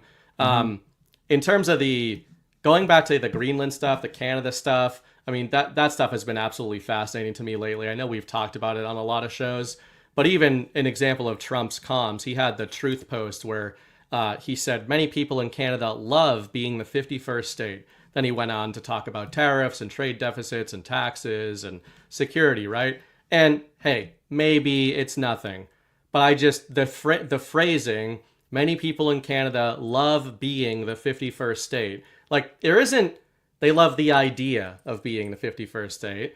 There isn't they would love to be it. He said they love being the 51st state. And maybe it was accidental, but either way, it got my mind going down a lot of the rabbit trails that is why I wanted to talk about sovereignty in general and some of those deployments with you. It made me think that whatever's going to happen on an actual level with Canada and Greenland and the Panama Canal, etc., there's more going on here from a narrative level, like a mass psychological level. And I think a huge part of this, I'm not sure if you've talked about this on your podcast, is simply the conversation, the international conversation about sovereignty. And I know that sounds so simple and like broad picture, but the vibe I was pulling out of a lot of Trump's deployments, especially around Canada and then Greenland, is he's hiding in plain sight amidst all the bombast of 51st state, etc. He's directing all of the communications at the people of Canada, at the people of Greenland, at the people around the Panama Canal. He's talking about that Panama has been like traded back and forth as this nation state, that Greenland owes its allegiance or owes fealty to Denmark. And I thought it was pretty funny that you've got Greenland's leader here, not so much endorsing what Trump says, but Greenland's leader says he's ready to talk to Trump. He said he addressed the Trump comments at a press conference. He said she'd asked for a meeting. Danish Prime Minister Mette Frederiksen, what's this guy? He said, at a Copenhagen press conference, when asked if the Greenland leader had contact with Trump, I don't know how to pronounce this, Ajid responded, no, but we are ready to talk. He was just talking about common relations, getting in the same room, etc. But Politico was running features the last couple days where they're interviewing people in Greenland, Greenlanders, and they were surprised to learn that the opinion is split there over Trump's narrative deployments. And again, just getting away from whatever the fuck happens with Greenland in the future, it feels like Trump is saying, listen, Canadians, Greenlanders, everyone, you can just be Americans, and it's not about getting a U.S. passport. It's about what is an American. Start thinking about what does that mean? What is a sovereign? Who do you actually owe your allegiance to? And I don't know, maybe I'm crazy, but it feels like that's also what he's doing there. He's saying, like, listen, you guys can keep kind of watching your Canadian government do the shit that it's doing and saying that you're Canadians, but you could also just be something else if you kind of are sick of this shit. You know, I want to put one idea out into the ether because, you know, we were talking about the trade lines, the U.S. having protection on one side, Russia having protection on the other, and the global regime being denied access to that entire area. I'm just throwing this out because I'm totally interested in learning more about it. I think it's fascinating, and I think you might too. But there are people in the world who believe that Mount Zion is actually at the North Pole, which would suggest that Zionism as a practice might have been inverted, or Zionism as an ideology may have been inverted in our understanding. And I really find that to be a fascinating aspect of this that I think we might get more information about in the future. But something you touched on there that's really important is to understand that we have been indoctrinated in belief systems of the quote unquote, the West, which is just really the global regime. That is what they're describing when they mean the West. We're talking about like our history in these certain places. They are primarily talking about the history of the global regime. The maps that they draw are not correct, right? The fake news is future history. Fake news didn't start today. Fake news has been going on for a long time. Apply that to science, and what do we have? Exactly the science we think we have now. You know, apply that to religion. We have distorted religions. Apply that to our maps. We have distorted maps. And a lot of the geography-based shifts that we see are only geography-based shifts in our minds because of how the regime drew the maps and kind of had the UN to give them their legitimacy. And, you know, you can kind of probe these issues in various countries around the world, have a conversation with an AI or spend some time doing deep research. Or if you're alpha, you can copy and paste what an AI tells you and represent it as your opinions in a private conversation. What the fuck, alpha? That was so ridiculous. The weirdest fucking Fed move you've made in days. But if you ask for what the legitimacy of the lines on the maps are, it'll tell you that it's that the community of nations and the UN agree that that's what it is. Yeah. It's a very strange standard because it can be real in our minds, but if the nations with more people and more power agree that it's a different way, they probably don't care what we think about where the line on the map 9,000 miles away is. Yeah, it's actually, I mean, it's kind of silly, but having married a Canadian, I've dealt with border crossings more than a lot of people. I know a lot of people on the southern border have dealt with this, maybe for business, if you've gone into Mexico. But I've driven back and forth, I've flown back and forth the Canadian border, I mean, I don't know, 50 plus times easily. Wow. If not more than that. And it is it hits people, I think, that think about these things like this community does. When we look at the lines on a map, it sort of strikes you when you're dealing with borders like that, like you're driving along and then you get to this toll booth and this either very kind or very butthurt guard is the one who deems you the right to enter or not. Like, one of the things that was a strange learning for me, this was before MAGA, etc., back 2012, 13, when I was first going up there a lot, is that a border guard can simply bar you entry. There is no like, I mean, according to the rules of the game board they've set out, there's no like, oh, my rights, if you're a visitor. I mean, they can just say, your face is kind of stupid. I generally don't like the vibe that you exude. Go home. You're never coming back. They can put like a 10-year ban on you. And, you know, I'm not saying that that's necessarily wrong, that you should be able to do that to somebody who's not a citizen of your country. But it struck me as just far more arbitrary than the illusion of these lines on the maps. And there must be all these really intricate systems that go into designing the rules around who comes and goes. And I'm not talking about swimming across a river in New Mexico. It's like I'm driving to Canada, and to find out that just that guy or girl could be like, go home, I don't like you, without citing anything was interesting. But then alternatively, during COVID, I remember going up there with my wife to visit her family, and we were unvaccinated.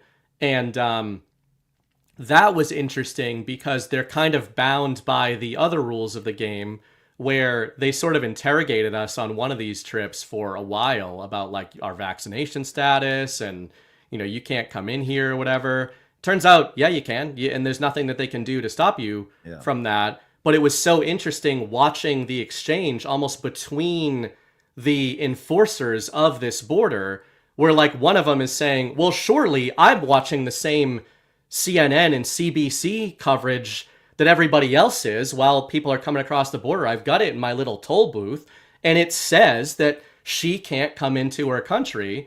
And then when the commanding officer just informs them, like, actually, there's literally nothing to be done here. There's literally nothing you can do. She can go home. She can do whatever the fuck she wants. Like, and that's Canada. That's not even here. So I guess it's just this exercise in it's like whoever you come across in a position of perceived authority, is your rights are rebalancing depending on who you're interacting with a lot of the times. Well, yeah, and that's a crucial thing to understand, right? The Constitution is meant to be the law of the land. Now, the Constitution has been wholly inverted. We're in a post-constitutional period, and that upsets people. You know, the goal should be to get back to the original Constitution. And then if we need to keep going, let's keep going. But according to the Constitution and the thought of the period, that was meant to protect your rights. And if something was passed that was in overt opposition to the rights guaranteed by the Constitution, then it was null and void from before its passage. And the people passing it should be thought of as treasonous because they were violating the rule, the one thing that everybody agreed to follow.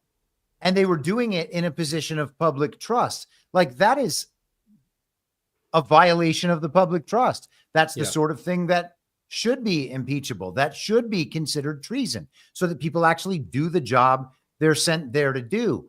But the thing is, they also believed, and this is still true, and it has to be true, that the people are delegating the rights to the state and they're delegating the rights to the federal government. And because they're delegating, the people are the ultimate authority, which means they have the ability to rescind those rights at all times. Congress should not be passing any legislation that the people don't obviously want in a substantial majority. They shouldn't be fighting over legislation to get it passed because they need to do this to save everybody. That's not how it works. That can be done in the states. And no, we don't need all the states to do the same thing. That's insane. And so if the people want to override a Supreme Court decision by disbanding the court, that's well within the people's rights to do. And we don't even understand things that way anymore because we're statists now. We believe that the state is an authority higher than us, and we are subjects of that state, and they protect us, and we get to follow the state's laws. And all of this stuff is exactly the outcome that they anticipated in the Civil War. And I don't need to keep going on about this. We can continue the discussion. It's no problem for me. But I did a long episode on this on Monday. I wanted to talk about. Yeah. Okay, cool. So George P. Fletcher, he's this constitutional law attorney and professor who was at Columbia University, one of the most communist universities in the country, globalist, regime-oriented universities in the country. Fletcher is a Zionist, okay? He talks about it explicitly in the book. I don't even think he's Jewish, but he is a Zionist. I believe he said his wife is Jewish or something. But seriously, I'm just making sure that people know where this perspective is coming from, right? It's not a MAGA perspective I'm about to describe. He argues that the Civil War was good and that Abraham Lincoln was the nation's greatest hero for fighting the Civil War because it literally overthrew our Constitution and replaced it with what he calls our secret Constitution, hence the title of the book. They replaced the republic with a democracy, a focus on the sovereign individual. They shifted that to the good of the state, and they went from a model that valued liberty to a model that valued equality. And it is explicit in the book that he believes all of these are good things. This led to the Reconstruction Amendments, the 14th Amendment in particular, with the Equal Treatment Clause, allows the federal government to monitor all business and all personal interactions across all of society to make sure that no one's starting slavery again, except they never stopped slavery. They've had it going the entire time, and it's still going right now. It is the same regime the entire time.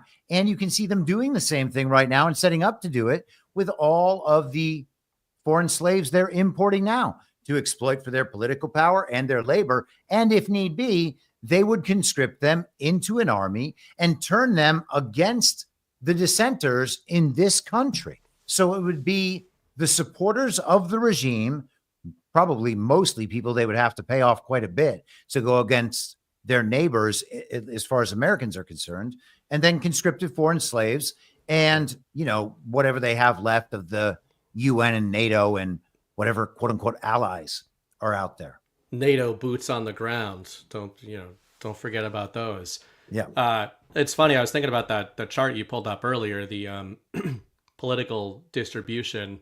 Yeah. And it strikes me to think of the founding fathers / there, and think, another way of putting that would be, well, yeah, the founding fathers who won, right? We've talked about this a bit lately. Well, the founding fathers who won would be on the left side with the rest of them. Yeah. So I guess that's meant to represent the other founding fathers. They wanted a sprawling, centralized federal government that would be working in league with the global regime. And exactly. And people can, I guess there are, ways to get after that subject, right? Was it an absolute fundamental necessity of that day that to be able to profit from trade, for instance, certain concessions had to be made? Well, maybe that's true. Okay. But I think at this point, we've got enough understanding to know that the global regime is in fact the enemy, and you cannot compromise with that enemy, especially not in search of short-term comfort or benefit.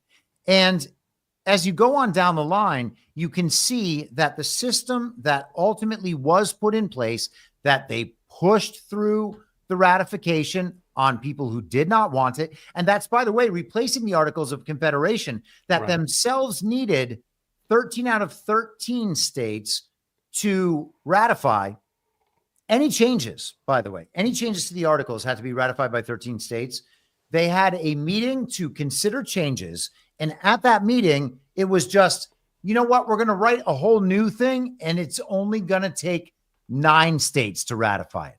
And oh, by the way, the 14th Amendment, not ratified, not legitimately ratified ever.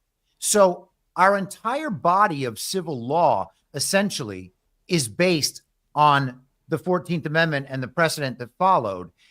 All of that is null and void in a real way. And the people can simply make it so by acknowledging it, but people refuse to because they are called racist for questioning the central narrative, the official story on the Civil War. Well, that's why I think it's been interesting to talk to you a lot lately about a lot of your reading has been based in the past around that time period. Obviously, it's important, but I think it's important in ways that you don't think about until you start applying this sovereignty versus statism idea, which is really the theme that I wanted to get your thoughts on tonight, because it is something that we've been thinking about and that we need to be thinking about. It's the most future-minded discussion that I think you can have that recalls the discussions, the arguments that were happening during that founding era of this country. And, I think some people get uncomfortable with it because it's almost like they think, oh, isn't this good enough? Like we're winning, we won the fake election, etc. And it's not meant to be, in my mind, a cynical or nihilistic negative take. In fact, it's quite the opposite. I think that if we're sitting here talking about redefining American sovereignty, redefining our relationship, if there is one, with statism and centralized government in the future, then that argument taking place implies that we are entering or are in the middle of a period of great change that makes such a conversation possible, right? Like you could have this conversation 30 years ago, but there wasn't really massive political, socio-political, psychological changes going on worldwide that looked like it was opening a pathway to redefine this stuff or to go back to some of these original Articles of Confederation ideals, original constitutional ideals. But the fact that we've got Trump and we've got, more importantly, what he represents and this movement of people, kind of this resurgent Americanism, these conversations are starting up again. So I think arguing about them and trying to really be specific about what we want to define new American sovereignty as, or new human sovereignty as, maybe that's decentralization we can talk about. That's actually an optimistic framing, in my view, that people get uncomfortable with, because it's saying, hey, we're saying like the ground is fertile. The game board is breaking apart and reshuffling. And yeah, there's probably patriot plans. There's probably plans that oppose them. But you don't have to just sit on the sidelines and kind of wait for the puzzle pieces to be fit into place for you to then observe. You get to be an active participant in the discussions around how those puzzle pieces should be put back and what we want to go forward into. The reason I made that point about the founding fathers, which, then it's great to hear when you talk about the 9 out of 13 versus 13 out of 13. We use the term founding fathers so much in like the MAGA right-wing quote unquote world that we've relegated it to, we've crystallized it into this monolith that is not an accurate representation. And we're going to learn a lot more when you revisit the arguments of that day, because they're probably going to be the arguments that if everything goes well, it keeps going well and keeps going kind of in our direction overall, those are going to be the arguments that we're going to be having in the years ahead, which are going to be better arguments than, hey, should we have globalism or not, right? Like, or should trannies be teaching your kids? Like, those are the training wheels arguments, but the arguments we want to be having and that we have these discussions for are the ones that the Adams brothers were having. It's the reason that at the time the Bostonians were very based and a lot of the other colonies were like, these guys are fucking crazy, get them out of here. They're doing all this shit to the empire. And then you had your statists. And many of those, to your point, continued on. And there were many of the... I bet you that there were many of the original based founding fathers who probably regretted just how much they did capitulate to the unity messaging of their day, because I'm sure some of them did that. Well, yeah, I think that's right. I think that the People's Revolution probably got hijacked as they do. And, it's strange that this is like the one revolution that we are certain wasn't started by the global regime. Right. And of course it was, because elements of it were like funding it, So we have to look back at all of this stuff, I believe. Gosh, you were saying something there. I just went off track. What were you? I said the founding fathers probably were dealing with their own unity psyops at the time, like the ones who were opposing the ratification, right, convention, etc. Yeah, I think I kind of lost my thought a little bit, but the decentralization was what I wanted to talk about. So there are different ways to think about that, right? So if we took the federal government right now and brought it back, scaled it down, and this is the only constitutional thing it should be, by the way. Like it needs to go away in almost complete way. I don't know if you want to put this up. I just pulled this up on Perplexity really quick. But just, the purpose is, what was the original limited purpose of the federal government in America before the Constitution? Conduct diplomacy and make war, coin money and direct the post office, set weights and measures, act as the final arbiter of disputes between states.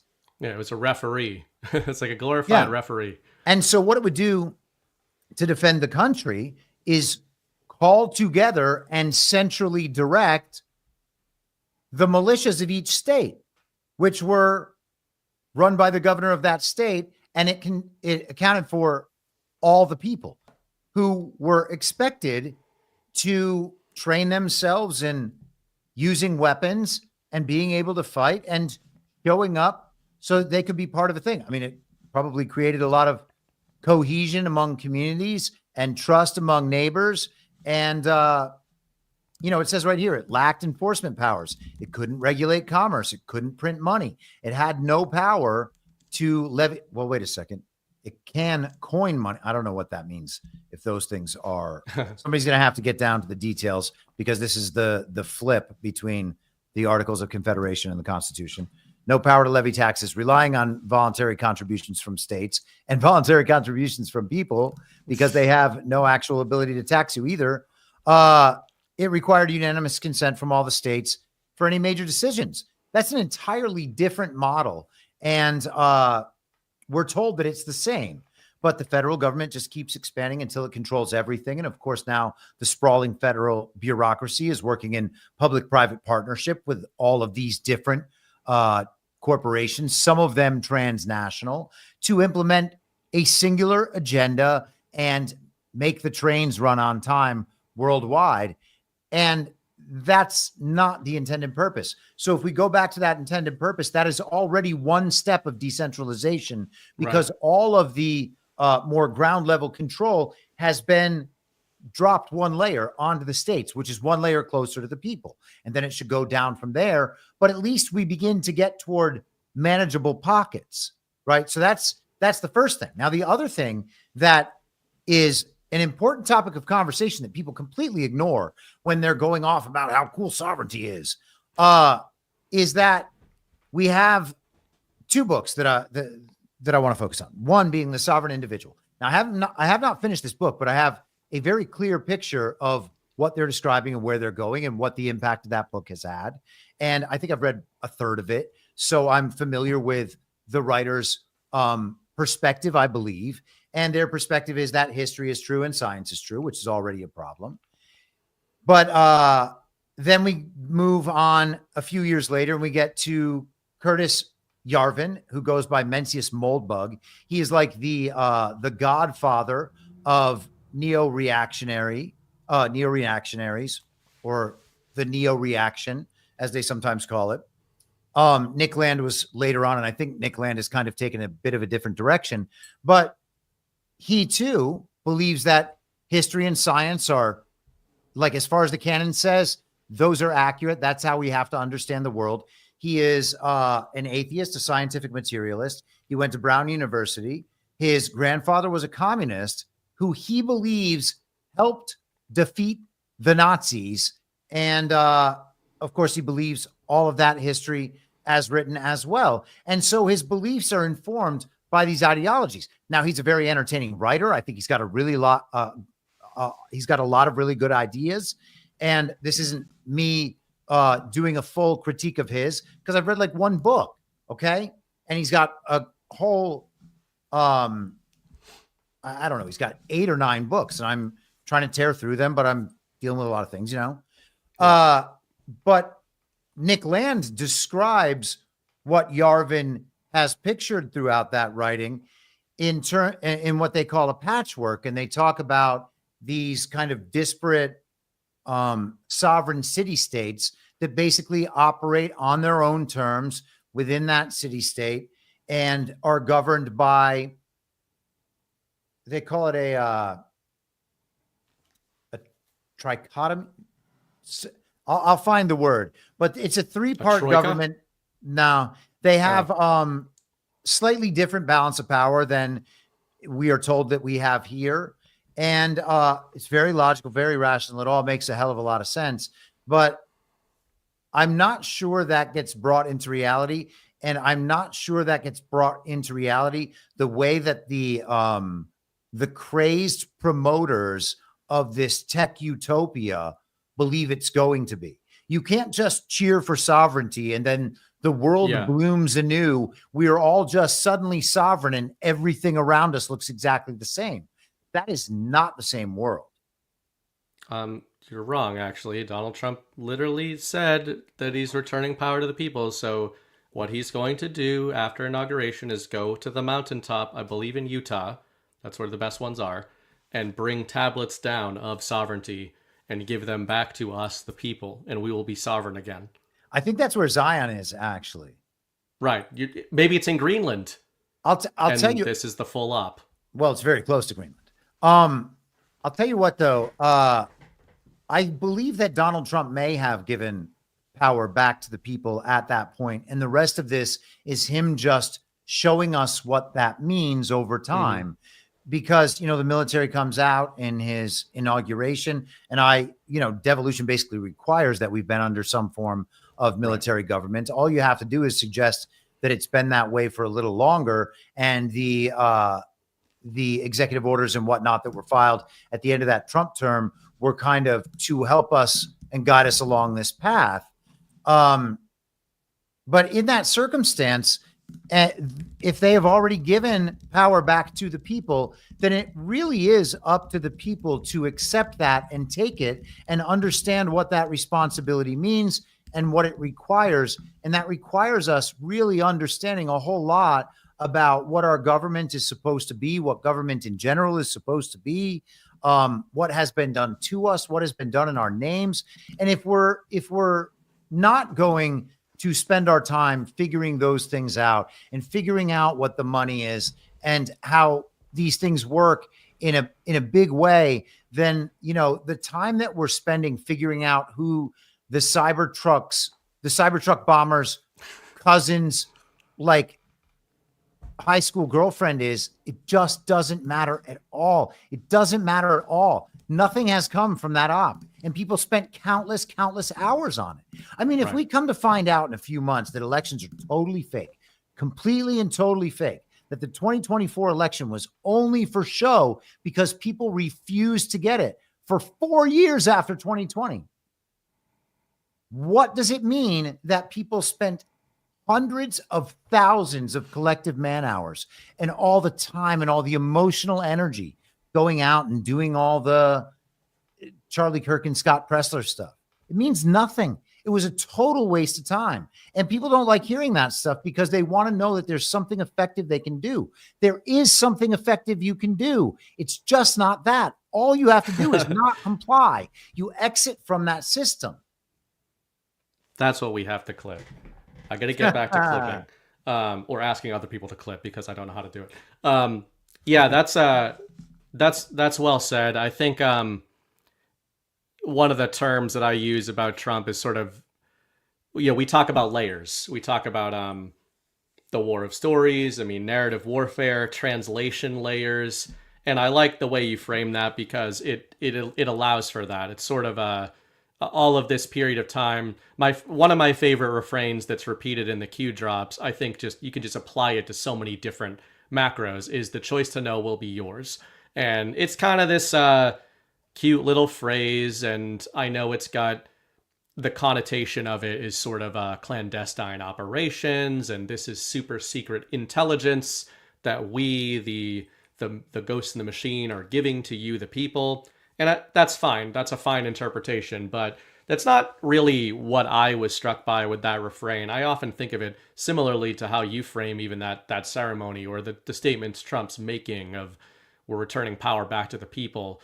Even, I don't remember if we were on a show or if you just said this in a private chat, but talking about the sort of reward for the awakening is its own reward. I've said that in the past, but one of the ways that you've put it is the alternative is also true. The people who are engaging and spending all this time trying to, as you always put it, understand the details of a complete and utter fiction. I love the way you put that, because it really does assign like a ridiculous, like nihilistic, temporal element to that pursuit. Just that pursuit in frivolity of the mind, of just going down these rabbit holes that by definition can't lead you anywhere productive, even if the thing ends up being real, such as the Cybertruck event. If you learn all of the details of the real thing, you're no further than where you started by just skimming the headline, looking at the picture of the thing, and moving beyond it. And in fact, you're beyond that. We did an episode of Story Hour a few months ago on Edge of Tomorrow, or Live, Die, Repeat, whatever it's called these days. And we were talking about the sand bunkers and the idea that, if you get stuck in these sand bunkers, that's kind of how I see the detail rabbit trails, where you're like, all right, well, maybe that's a real sand bunker that you're in, but you're still in the sand bunker. Like, you're not, you spend enough time in there, you're not going to get further down the beach by learning all the details of that specific deployment. So I think that's why it behooves people, whether you think it's real or fake, to step back and be like, look at the whole beach. Where does your time get you if you spend your time trying to think about this, rather than the bigger picture ideas like sovereignty? I want to kick this back to you. One thing that you teed me up with a lot of the sovereignty and statism discussion, I'd found this before the show, and I wasn't expecting to be struck by it, but man, it struck me. Just looking for, I was like, what are the official definitions of sovereignty? I didn't expect. Go ahead. Can we take 1 second just to cap off? I want to add one thing to what I was saying prior. Curtis Yarvin is an important figure, not only because he's a compelling writer and very interesting. And I don't hate this guy. I'm not saying I hate this guy. I'm saying that this philosophy, he's very close to Peter Thiel and very close to JD Vance. So those things matter. These are people who are, and all those tech bros who now say nice things about Donald Trump, but were just on the Build Back Better agenda 4 years ago. They're still on the Build Back Better agenda. This is what the Build Back Better agenda looks like. Okay. Like them liking Trump while they're pushing through the technocratic agenda. That's not what we signed up for. It's important to understand their proximity to a guy like Curtis Yarvin and to the ideas they want. Now, maybe that's the best thing, and maybe that's where everyone wants to go. It's certainly not going to be my decisions on what guides this, but I think that there's a way to still have a nation, and I do not trust the technocracy at all. And to be perfectly honest, really worries me that people don't worry more about these people. We do not need the rest of the world plan for us. They have a plan. They still believe that they are roughly on course, and they are, to the extent that if they are able to capture everybody's belief and get everybody back on the same page at the same time, when that convergence moment happens, it shoots off in their direction. Which is just like another Facebook reason why is cool now, and so what happens? Aspects of it. What happens if they restore Facebook to some sort of prominence or along with Twitter, the new totally free speech Twitter that isn't free speech at all. And all the everybody in the truth movement, they kind of get like tired. They want to relax and just watch Fox for the catch up instead of, dig in alternative news. That's exactly how we get back there. It's to want the machine back. And it really is easy, man. And to trust that scientific materialists who say that they've decided that it's okay to lie to the entire world on a massive scale in order to wake you up so that you can be dog walked into their new system thinking it's wonderful. I don't know who wants that, but apparently people do. The scientific materialism at the very bottom, that is the base layer ideology of the regime. This world here is all that matters. We must become masters of this world. And no matter what we have to do, all of that's just fine because, morality is obsolete. Yeah, well said. I recently was talking about this in the context of Canadians. I know I've made a lot of them angry these days, but it makes me think, my wife and I had lived there when we were dating for a while. Obviously, she grew up there. And I've said this publicly and privately that one of the things I was really struck by with conversations with Canadians I knew, especially during COVID, it happened in the US too, for sure. But there was a little bit of a different flavor to disagreements with Canadians that I knew and whose opinions I respected on just general whatever. Guy up there that I was friends with, still am friends with him, but that I would have expected, like, point out a based Canadian. I'd say, well, that guy, that's a dude I could have some whiskey by the fire with, and we could talk about this kind of stuff and doesn't hurt his feelings, etc. It was that during COVID, they weren't so much shocked at a moralist choice or a rights choice that somebody like me would make. It didn't shock them that I didn't take the vaccine.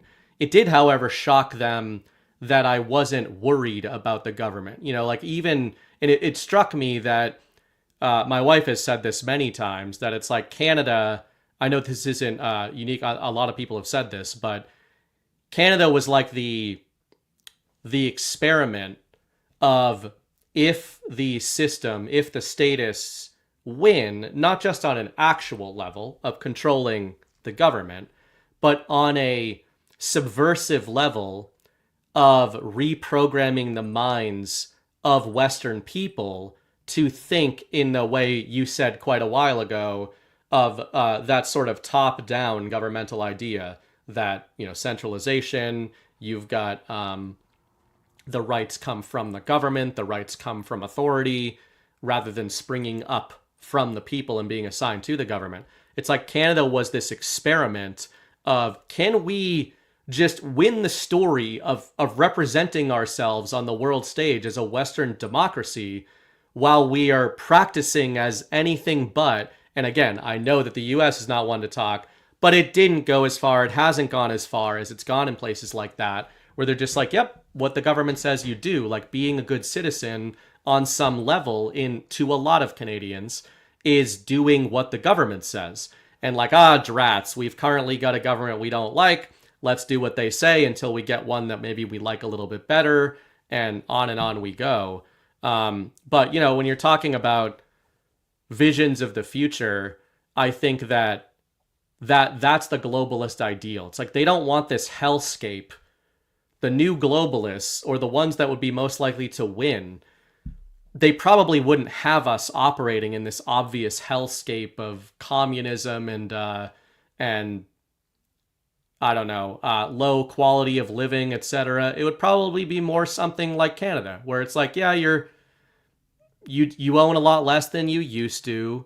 You really don't own anything, but you can get by. Like, you play by the rules and you understand the structure the way we want you to, which is that you don't have any inherent rights. You get those from us, just like you get a library card. You get your I am a Canadian card from the government.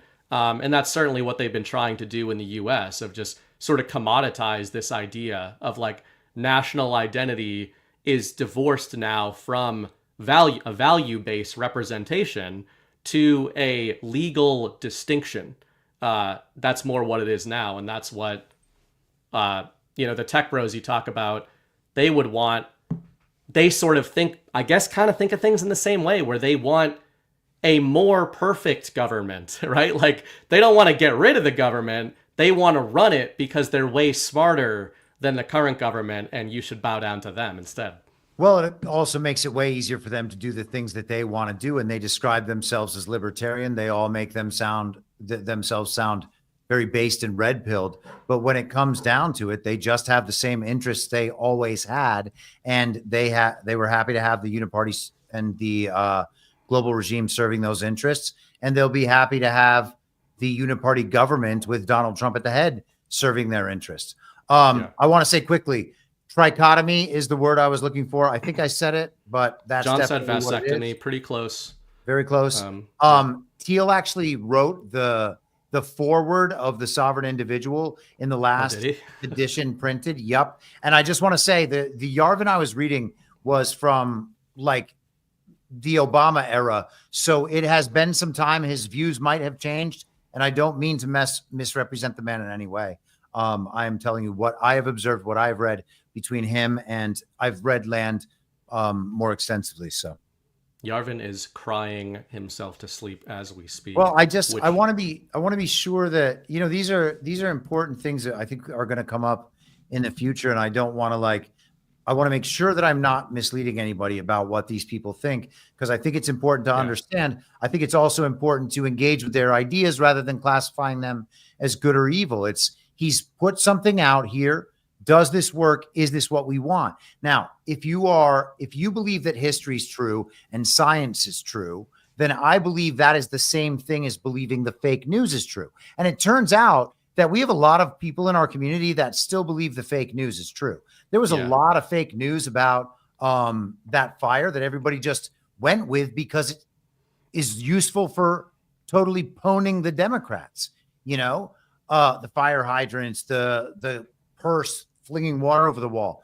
All of that is probably false or definitely false, but none of it matters because we're not trying to defeat the Democrats.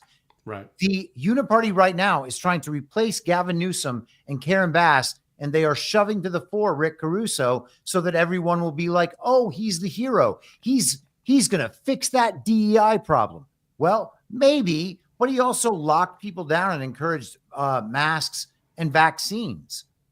He's also profiting massively from what's happening right now.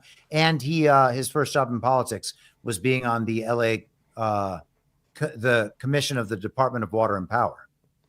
Yeah, it's last week I was saying his name wrong constantly, but Pierre Poilievre is somebody to watch in Canada when you mentioned like the Ron op earlier. People get butthurt about it, and it doesn't mean we're right. I mean, for our suspicions of people, but the suspicions themselves are well-founded. I think something a lot of quote-unquote conspiracy theorists, which everybody watching this show, you've been called that, or you've called yourself that. One thing I think, have all run into is conversations with normies. I've run into this with my mom, I remember, when I was trying to red pill her on Epstein Island and all that good shit, like 4 years ago. Well, geez, long now. 8 years ago? My God. You hit some people and they're like, I don't believe what you're saying, etc. But then you hit other people, and I think there's actually a sizable portion of people that you hit that are like, I don't want to believe that something that bad is going on. And that's what I hit with my mom. It wasn't so much a logic filter or a logic wall that I hit, which is what I hit with a lot of other people. It was an emotion wall of, if I accept that this is possible, say, systemic child trafficking among wealthy people in the world, right? And governments, which we all know what goes on.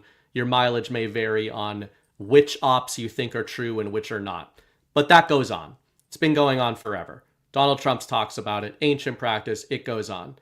People you'll hit will have this emotional dissonance wall of saying, if I allow that is true, I then have to do a lot of psycho-spiritual work to re-engage with my reality, and I don't like how that makes me feel if I don't do all of that work. So you can see the choice made in people's minds to stay in their version of the Matrix, or the false reality, as you call it. Oh, yeah. And I think that there's what you're pointing out about sort of the wildfire. Pick your narrative. Pierre Poilievre, maybe he's an ultra-based Canadian. I don't know. I just know the video of him. DeSantis. Yeah, I just know the video of him chewing an apple sardonically that came out a couple of years ago was the gayest thing I've seen ever from a liberal, from a from anybody.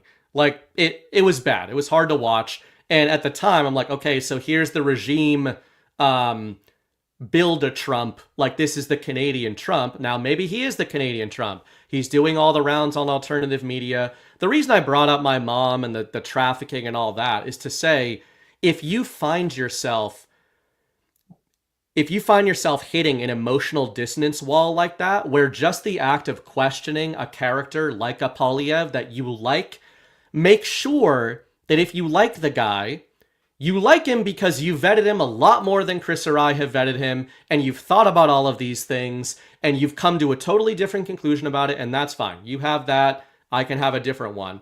Make sure it's not because you really, really want this to be the Canadian Donald Trump. It's like, it's a very simple distinction, but I think it's one that people fall into, just being like, man, wouldn't it be so great if this was the case? Well, yes, but as many conspiracy theorists have probably said to normies, the reason that they are able to get away with these things is because your reaction is immediate disbelief that they could or that they would. So the goalposts have shifted. I think the positive way of looking at all of this is that I've said before, if they're in a position where they're creating Build a MAGA candidates, that's dangerous and something we need to track. It is, however, I think, a very positive development because it shows you their goalposts moving of being like, shit, we've lost the democracy narrative. We've lost the globalist narrative. Now we have to put on like the skin suit of we are nationalists, we're sovereign, we're all about MAGA and America first. It doesn't mean the threat has passed, but it does mean that the threat has been forced to transform itself and disguise itself in a different manner. Yeah, and I think that that's really important. I think we've actually talked about this a bit on Badlands Story Hour before. The skin suit thing really does matter because you can see that the effort is to. So I believe that Pierre Poilievre is the Canadian Ron DeSantis, and I believe that Ron DeSantis was created to be a Trump light. You know, we had all different versions of Trump light. We're going to hear all the establishment, the regime's establishment agenda kind of rewritten by a MAGA writer, you know? Right. Not a real MAGA writer, though, like one of those people like a James Lindsay. No, yeah, exactly. Or like Tim Pool or like Megyn Kelly would be the person to tell everybody what we think, despite not knowing us at all. All of that is geared toward forcing their part of the controlled opposition dynamic, right, from inside the thing to intermingle with our thing and make it indistinguishable on some levels. And once that happens, as they move into the next phase, what you'll see is the establishment element pull back and then blame us for all of the bad things, right? We'll be the racists, just like the television describes, and the sexists and the homophobes. We're stupid again. You know, they'll run down the list of things that we did wrong that they had nothing to do with. And now that they have assumed the role of us, they'll be the true carriers of the America First agenda out into the future. And we'll be the Nazis. Right. You know, they'll be the polite society that just keeps going on and becomes American neoconservatives again, like they did the first time.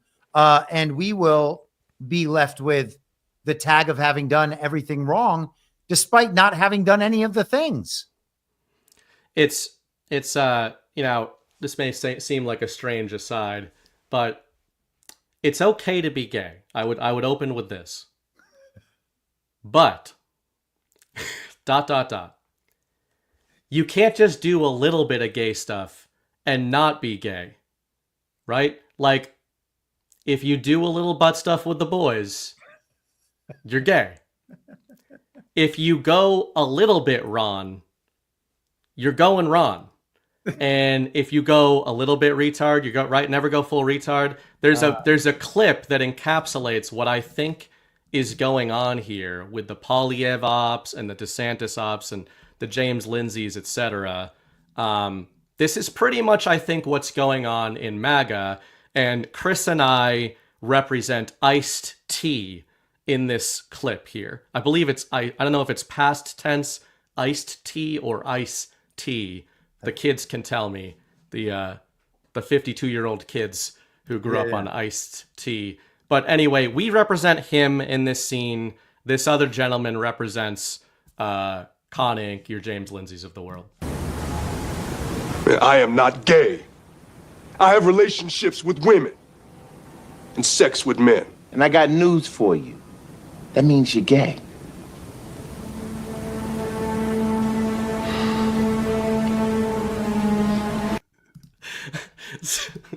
That is one of my all-time favorite clips because it's real and it was played straight, ironically enough, in some sort of procedural show that Ice-T is on. But yeah, I mean, that's just how I would sum up what you said in a much more immature way. Like, you can't... This is what Chris did when he was destroying all of these people on Twitter and chased James Lindsay off of True Social, I believe, in about 48 hours. Like, he hasn't been around there. That was quick. Now he's trying to take you sound vaccinated, which I've said, I've put out the call before. Don't let it happen, people. If there's one thing we cannot surrender.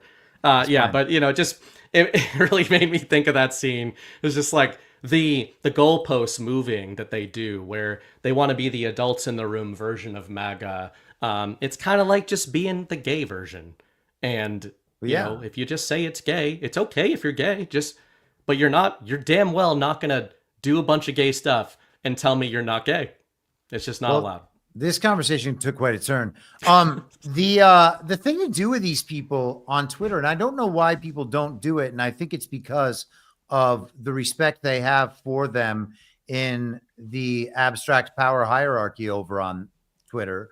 You know, people think that, like, if I say something to this big account and they say something back to me, everybody's going to attack me and that's going to feel bad. Well, yeah, it will. But why do you care? Okay. Why do you care? Are these people lying? Yes, they are. Tell them exactly how they're lying. Undercut them with something, like, come at them from the side they're trying to, like, puff themselves up about. You know, come at them from the right. Come at them, like, with you sound vaccinated. Oh, you're going to tell me that you're smarter than me? I'm a conspiracy theorist. You told people to wear masks, Mike Cernovich. Like, literally gay too. Yeah, it's kind of funny.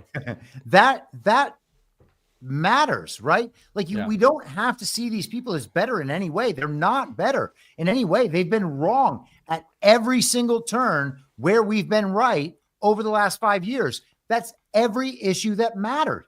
We were months or years ahead. And I don't mean you and me or me and Badlands.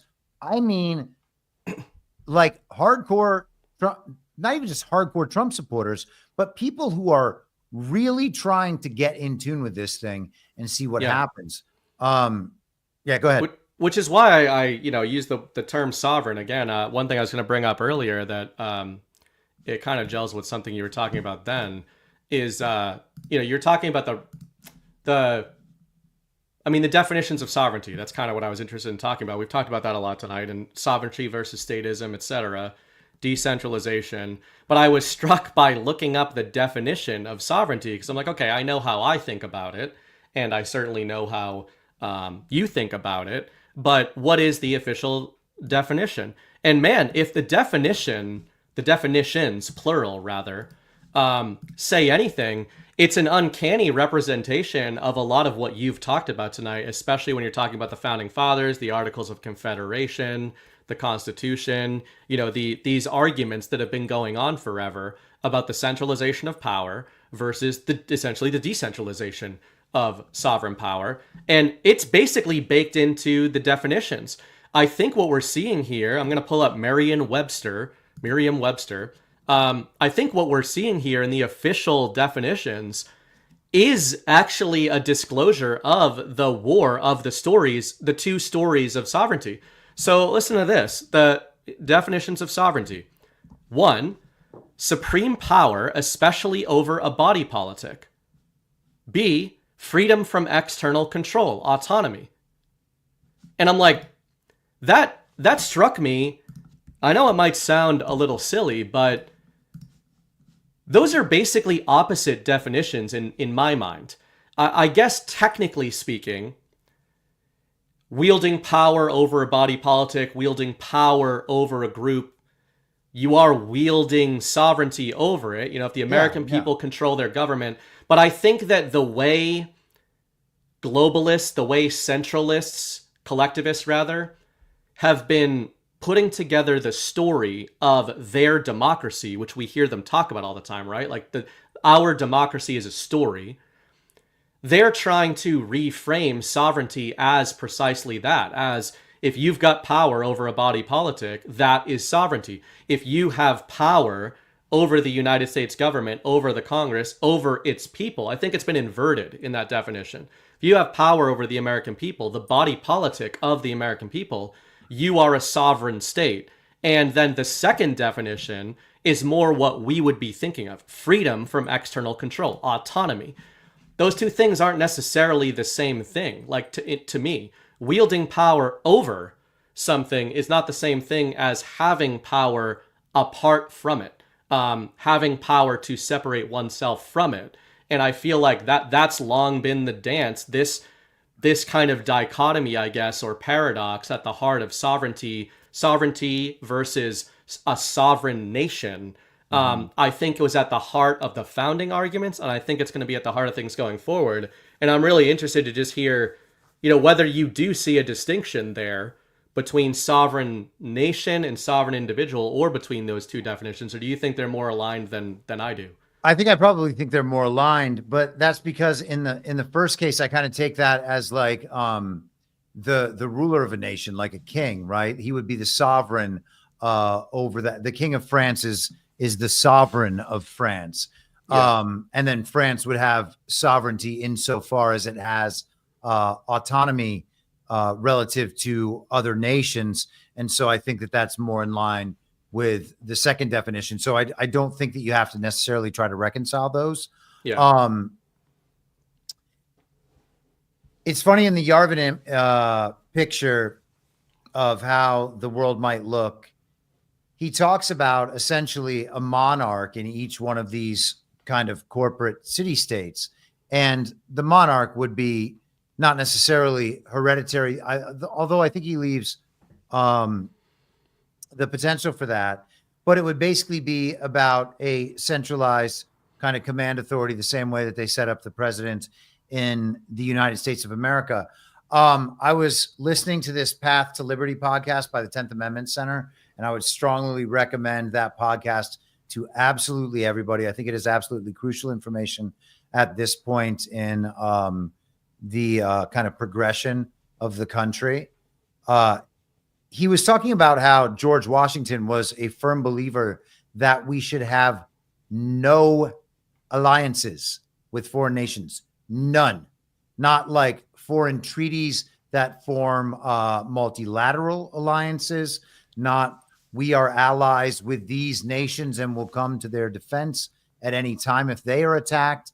And not we must protect this state the regime made up 75 years ago across the world because they are our greatest ally, despite not being our greatest ally, except to the extent that they are actually our government. And I don't mean that they are corrupting our politicians. I mean that there is actually a level of government above national governments, and we kind of see the public facing aspect of it in the World Economic Forum of the United Nations.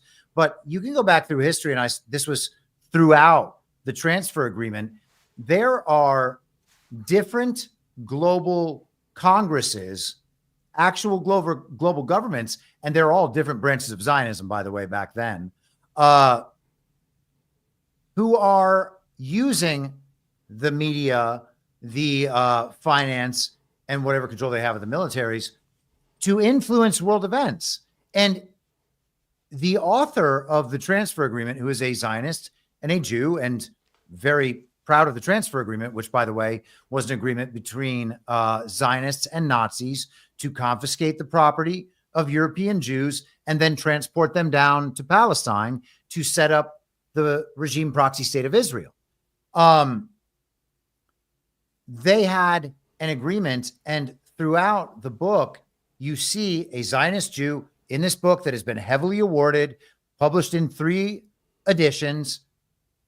He talks about this relationship, the negotiations that settled on this particular relationship, and the battles not only between the Zionist congresses with one another, but then the ways that they would leverage governments, including our own, to get on board with what they wanted. Like, for instance, boycotting everything coming out of Germany so that the economy dies. And then the Zionists, of course, save the economy of Germany. And the economy is poor, so therefore they're going to convince the Germans that they must go along with this program in order to keep their economy going. And by the end of the book, it's very clear that the story that has been told about that since then is a story of controlled opposition, because they were absolutely, irrefutably business partners, and then went down to Israel and started the paramilitaries, and not too far away, the Muslim Brotherhood. And here we go. Man, when you put it like that, yeah, the reason I get what you're saying with the sovereign leader and everything. I think that makes sense. I think the reason I'm thinking about it from the perspective of what would be the ideal, like press a button, press the magic button. What's the ideal sovereign world? Can you have sovereign nations in a world with sovereign individuals? That's kind of what I've been thinking about a lot lately, to avoid the parameters, or to avoid an environment that could create the conditions, or in which the conditions for what you just described can be re-engineered, put back together. Is it possible to create a different world like that? A word I wrote down while you're talking about that is multipolarity, right? When you're talking about George Washington and treaties and transfer agreements, it's pretty interesting, because I'm not pretending it's perfect or anything, but it's so fascinating right now in the global story, where you've got the sort of like death rattle of the collectivist West, from sort of a public buy-in perspective, and the emergence of whether it's BRICS or this multipolar concept. Whether or not you agree that that's what these nation states like Russia and China, etc., are actually implementing, you can take that however you want. You know, they could be guiding us into their own version of the Great Reset.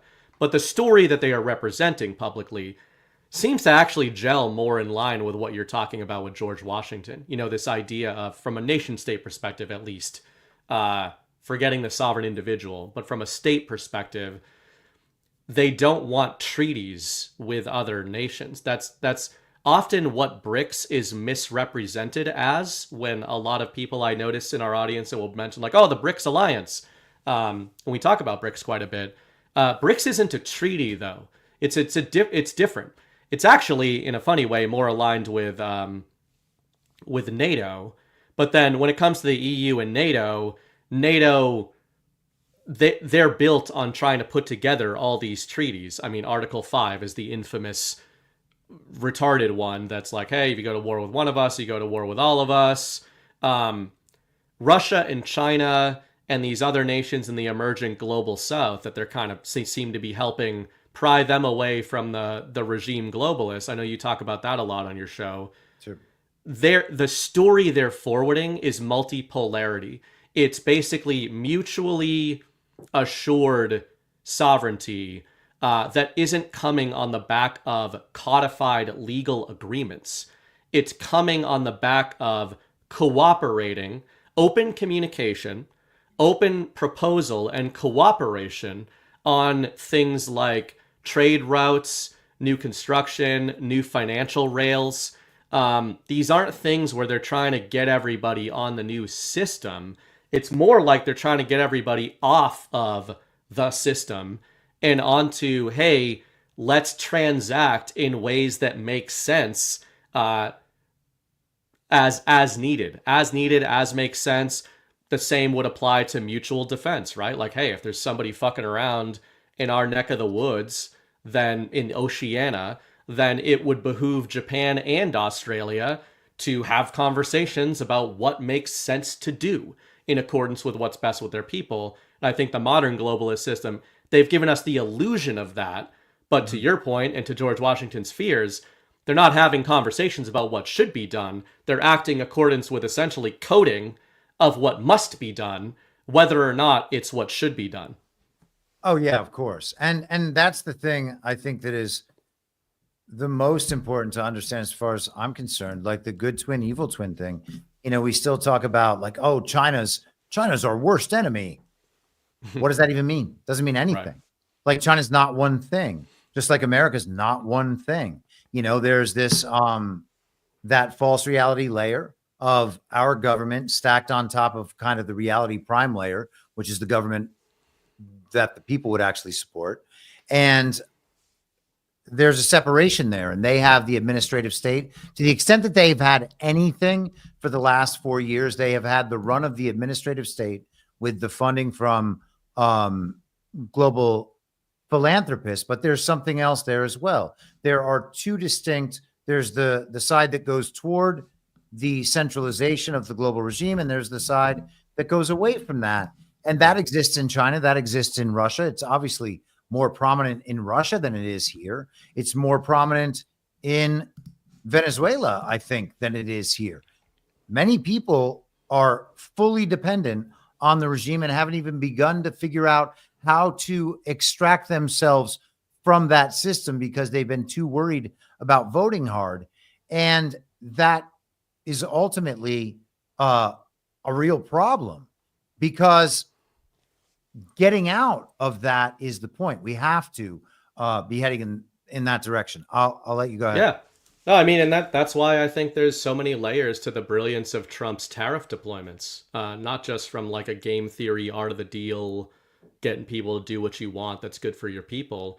But one of the things I've talked about a lot, specifically when it comes to China during COVID, is the idea that if Xi Jinping wants a sovereign China, which by extension means a more prosperous for its people China, then they need the US to be less dependent on them just as much as we need to be less dependent on them, because you know we're losing American jobs and American manufacturing through that parasitic globalist relationship.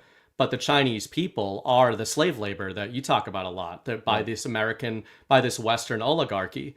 So, you know, this tariff trade war storyline between Trump and Xi, to me, it gives them both perfect cover to like cut the umbilical cord between their economies. And then if and when we transact, it's going to be in a way that makes perfect sense. If you slap tariffs on things, there's still going to be Chinese imports into the country. They're just going to have to be better stuff, and they're going to have to compete with American manufacturing. And then what it's doing is it's going to make some of these multipolar nations levy the same on other nations, which, you know, it's like, it's the most common sense thing ever, that it's good for each nation when there's a barrier to entry into that market, if you're serving the market the right way.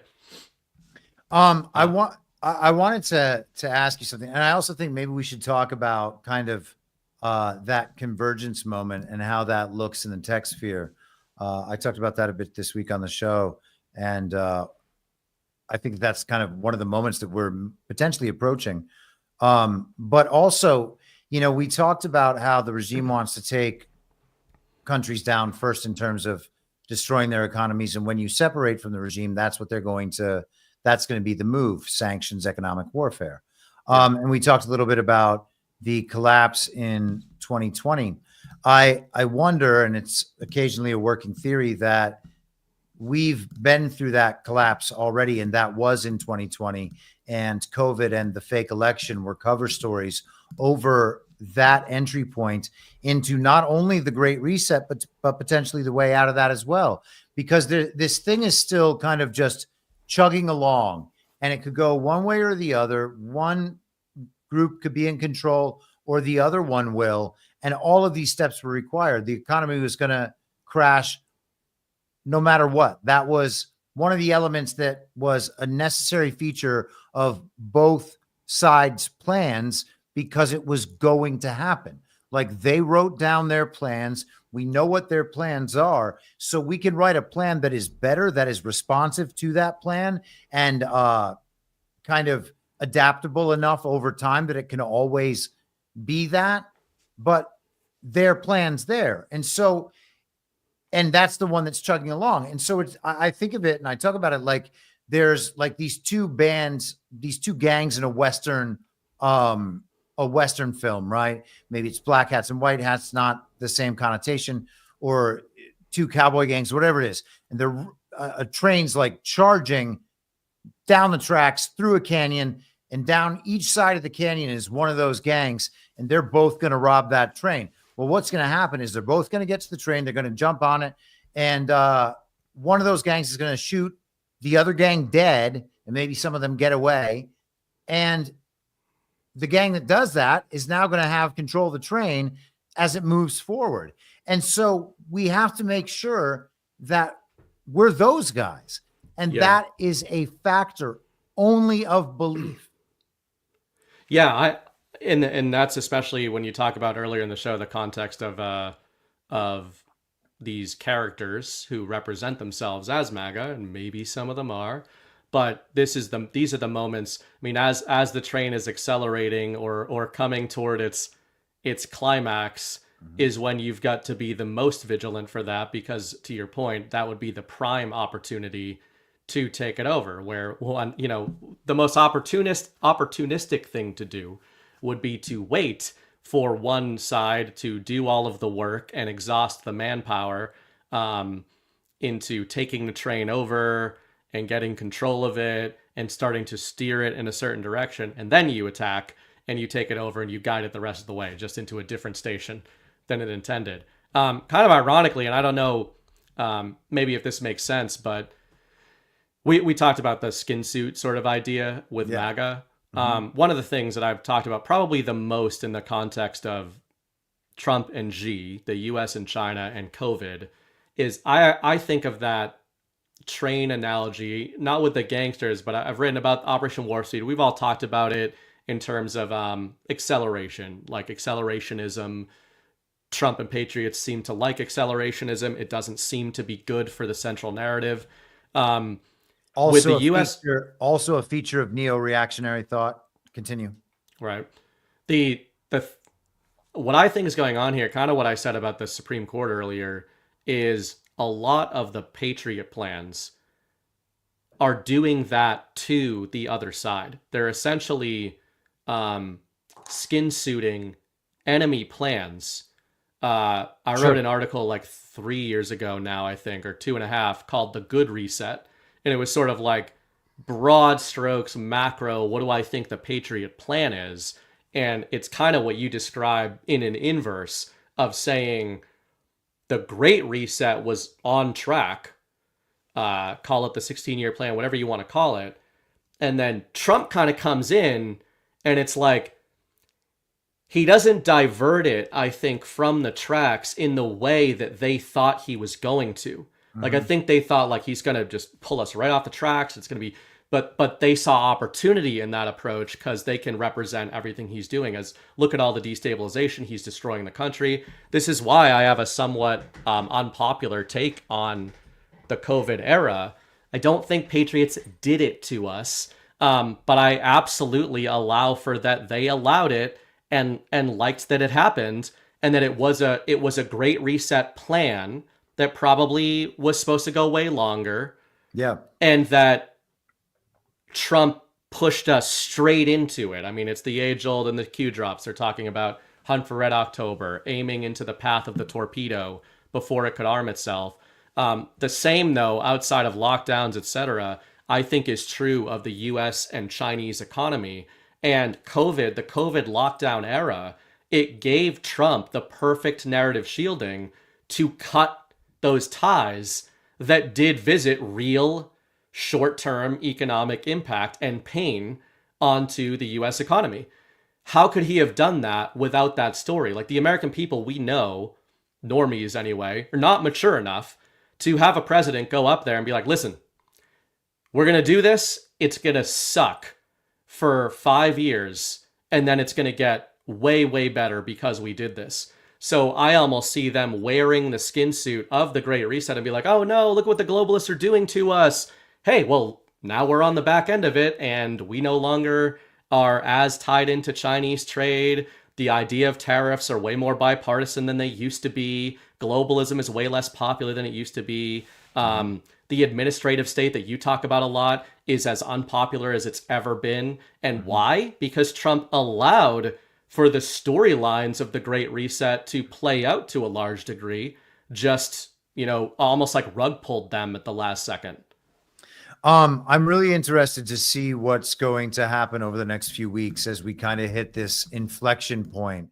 Because regardless of whether we see an inauguration ceremony on television or we don't, regardless if it's a real inauguration that matters or a fake inauguration, just so the country understands that Trump is now the guy, that's going to be an inflection point in a lot of ways. One of the things is the TikTok quote unquote ban that Trump put in 2020. We're going to see that kind of get resolved in some sense, probably some interesting revelations along those lines, potential for the separation between the communication systems.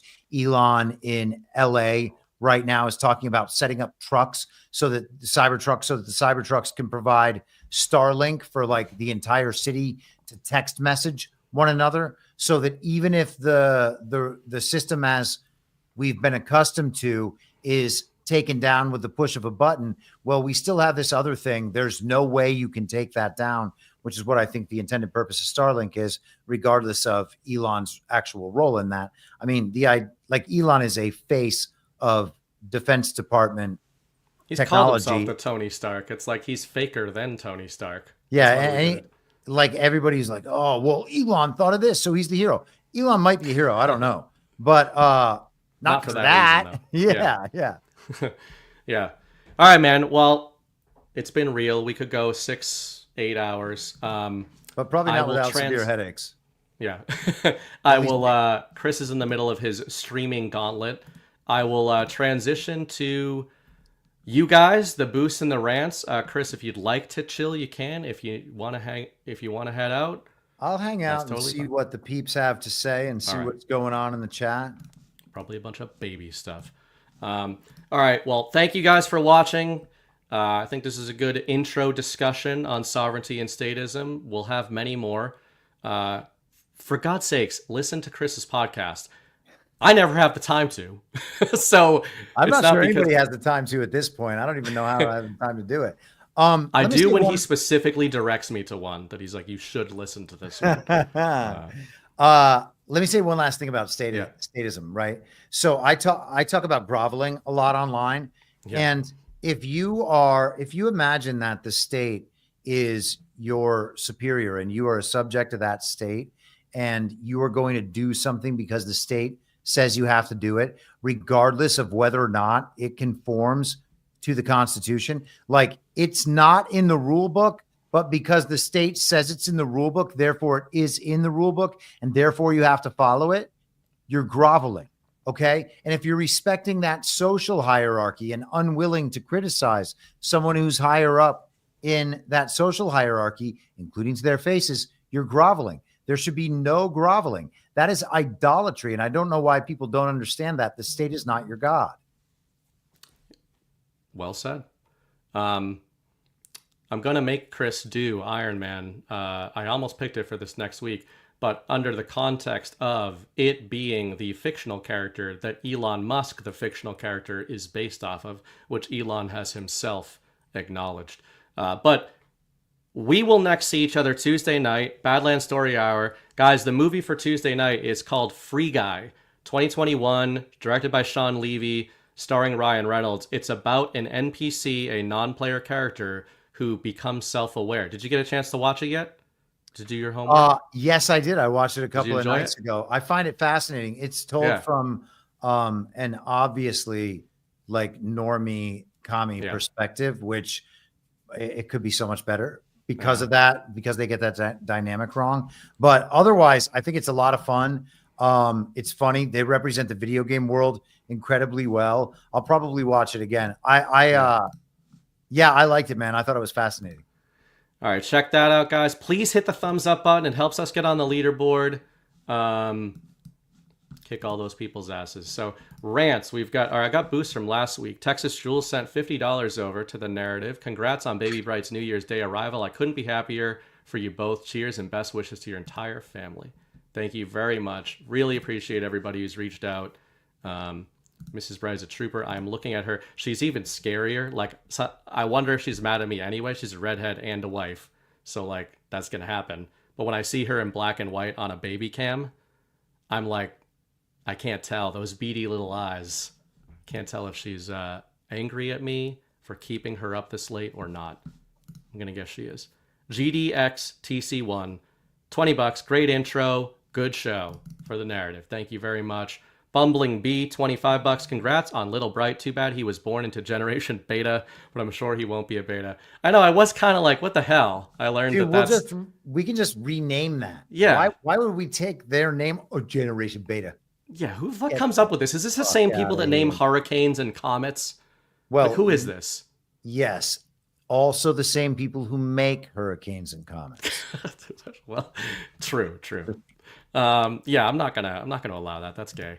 Madison Retod, $5. Narrative deployments in the Bible. Quote, a riot at Ephesus, see Acts 19, 24-41. Summary, leader of the silversmiths whips up opposition to Paul for hurting their booming figurine business related to the popular goddess of fertility, Artemis. Wow. I would say the Bible is a narrative deployment. Doesn't mean it's fake. It means it's a series of stories. Yep. All right, rants. Bullring Films, $50. My favorite show on Badlands, The Kicking Tiger, has replicated. Oh my. And my son is very reasonable, but he kicks if he's mad. He will kick the shit out of you already. Trying to put him in footy pajamas is a trip. Micro Toolmaker, $117. Welcome back, BB. We missed you. Where we go one, we go all. Thank you very much. Much appreciated. Tom Terrific, $100. For diapers, you'll need a lot of those. I did have my first moment of picking up a bag of diapers, and then I saw a giant box of them. I put the bag down and made the right choice. Mimi 2017, $10. Happy for you, BB and Mrs. BB. Husband's family from Canada too. Oh, interesting. I know most Canadian American couples I know are Canadian women who went to American men, but you went the opposite there. Interesting. Beachbound 904, $50. Just remember how much we love and respect you. Huge congrats for the beautiful baby Bright. Thank you. RS Scriv, $100. Congrats to the brightest family on the planet. God bless you, one and all. Thank you, guys. Counterinsurgent, $20. Oh my God, BB, you've forgotten how to stream. Seriously though, congrats. Joke's on you. I never knew how to stream, and I don't plan on changing that anytime soon. Nobody. $5. Any thoughts on Lulu being released by the military to join with Bolsonaro for a pincer move? I haven't done much thinking about that. Well, I mean, he's our boy Lou. So we have our boy Blue, and now this week we have our boy New, our boy Bass, and our boy Lou. And our boy True isn't done yet. Somebody in the chat last week pointed out to me They were like, we're probably going to get like a hung government situation in Canada, so our boy True's not done. Siesta Randy, $20. Two of the best Badlanders tonight. Thank you both for all you do to wake people up. It's true. I saw John trolling in the chat because the power level could only grow so high before his alerts go off. Aloha MF, $20. What trade with other countries do we actually need? Yes, I'm serious. All I can come up with is rare earth minerals, and even that's a maybe. I don't know, man. All that lithium in Greenland. Surely that's what Trump's after. We have plenty of lithium here. We have all sorts of things here. We've been lied to about so many things, and they make resources scarce that are not scarce. And also they make a bunch of the resources that they pretend come from the ground. By the way, did you know that they can make diamonds out of dead people? I did. Yep. Did you know that lab-grown diamonds are totally indistinguishable from quote-unquote real diamonds? Yep. So how many of the diamonds that are sold as real do you think are dead people? Many of them. I would suggest maybe all. And yeah, man, how do you make diamonds out of dead people? You squeeze them down really, really tight. Close.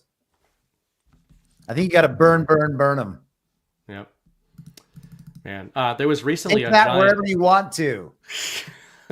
there was a giant deposit of lithium discovered in the United States. I think like Arkansas. A couple weeks ago. Man, it's going to be like 20 years worth of lithium.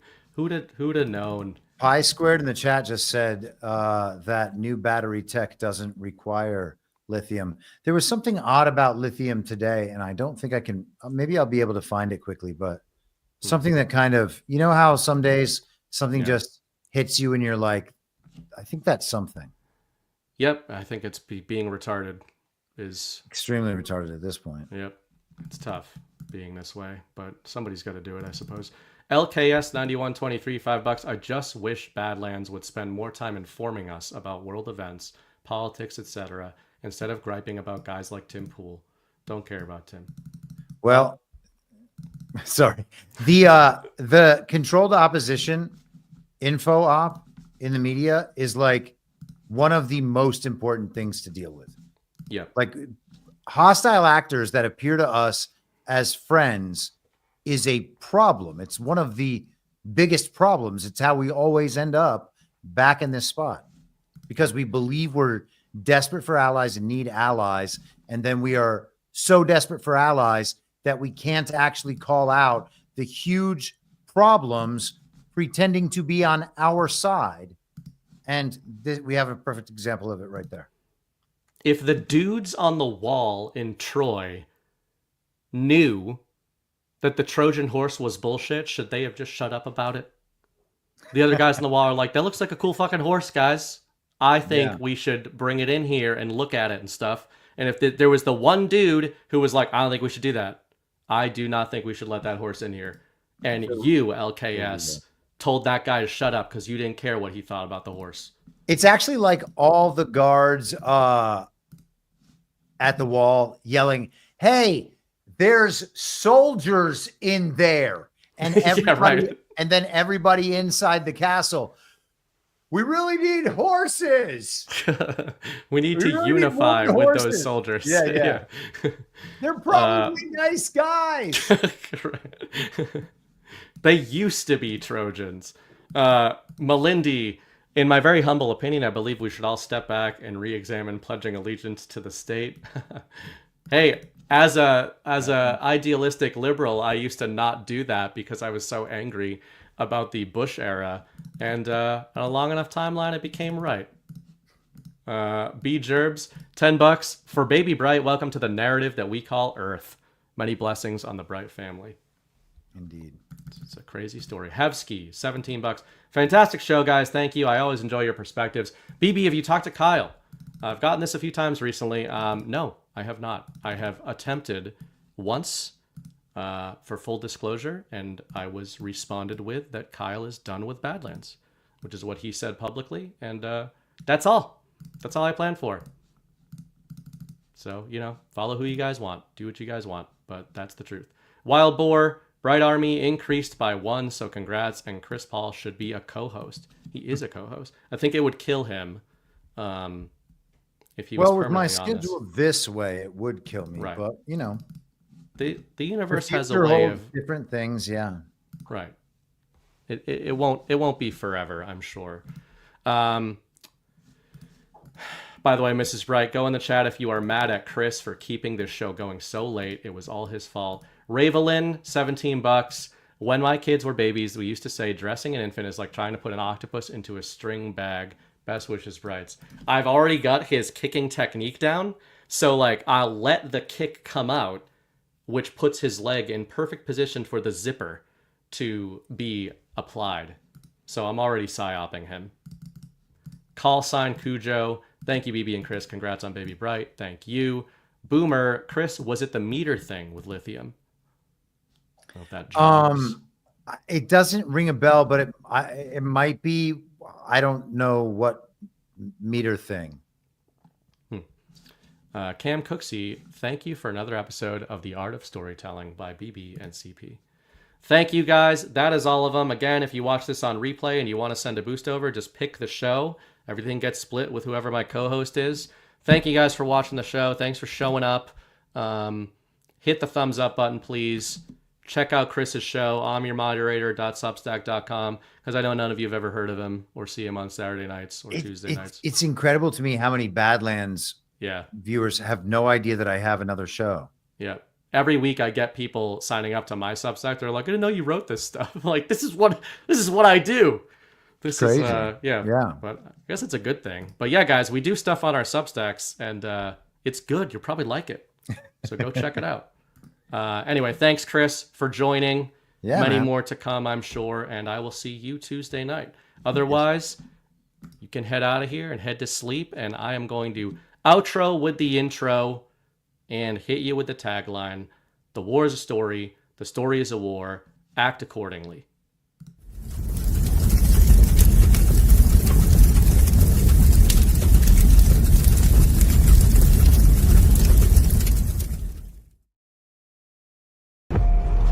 We were sleeping.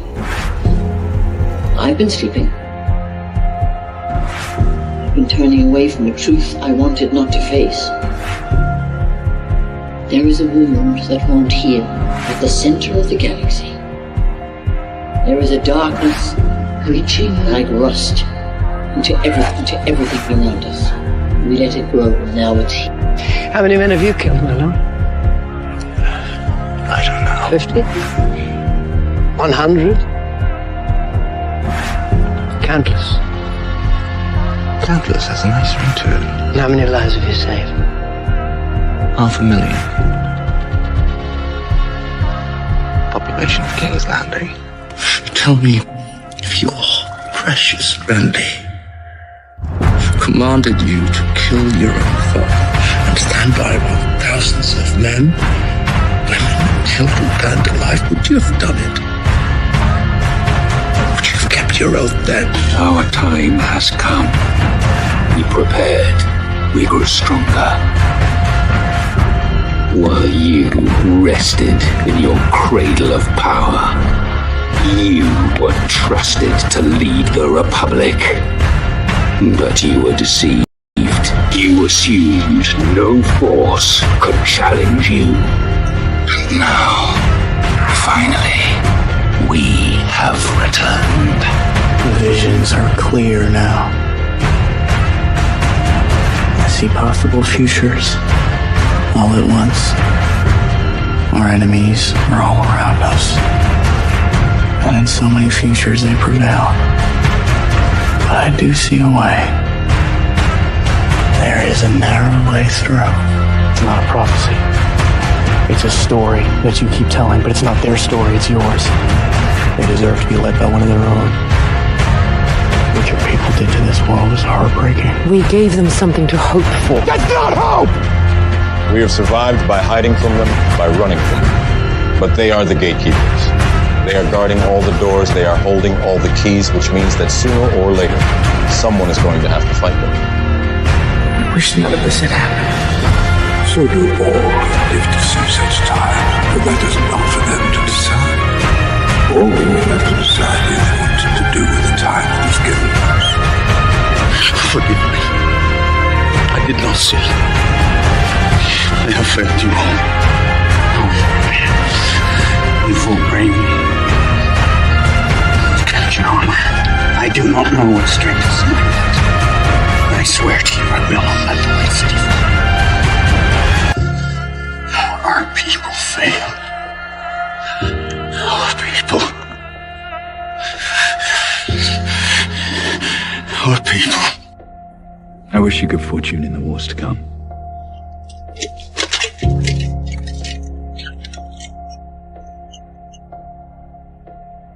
And now it begins.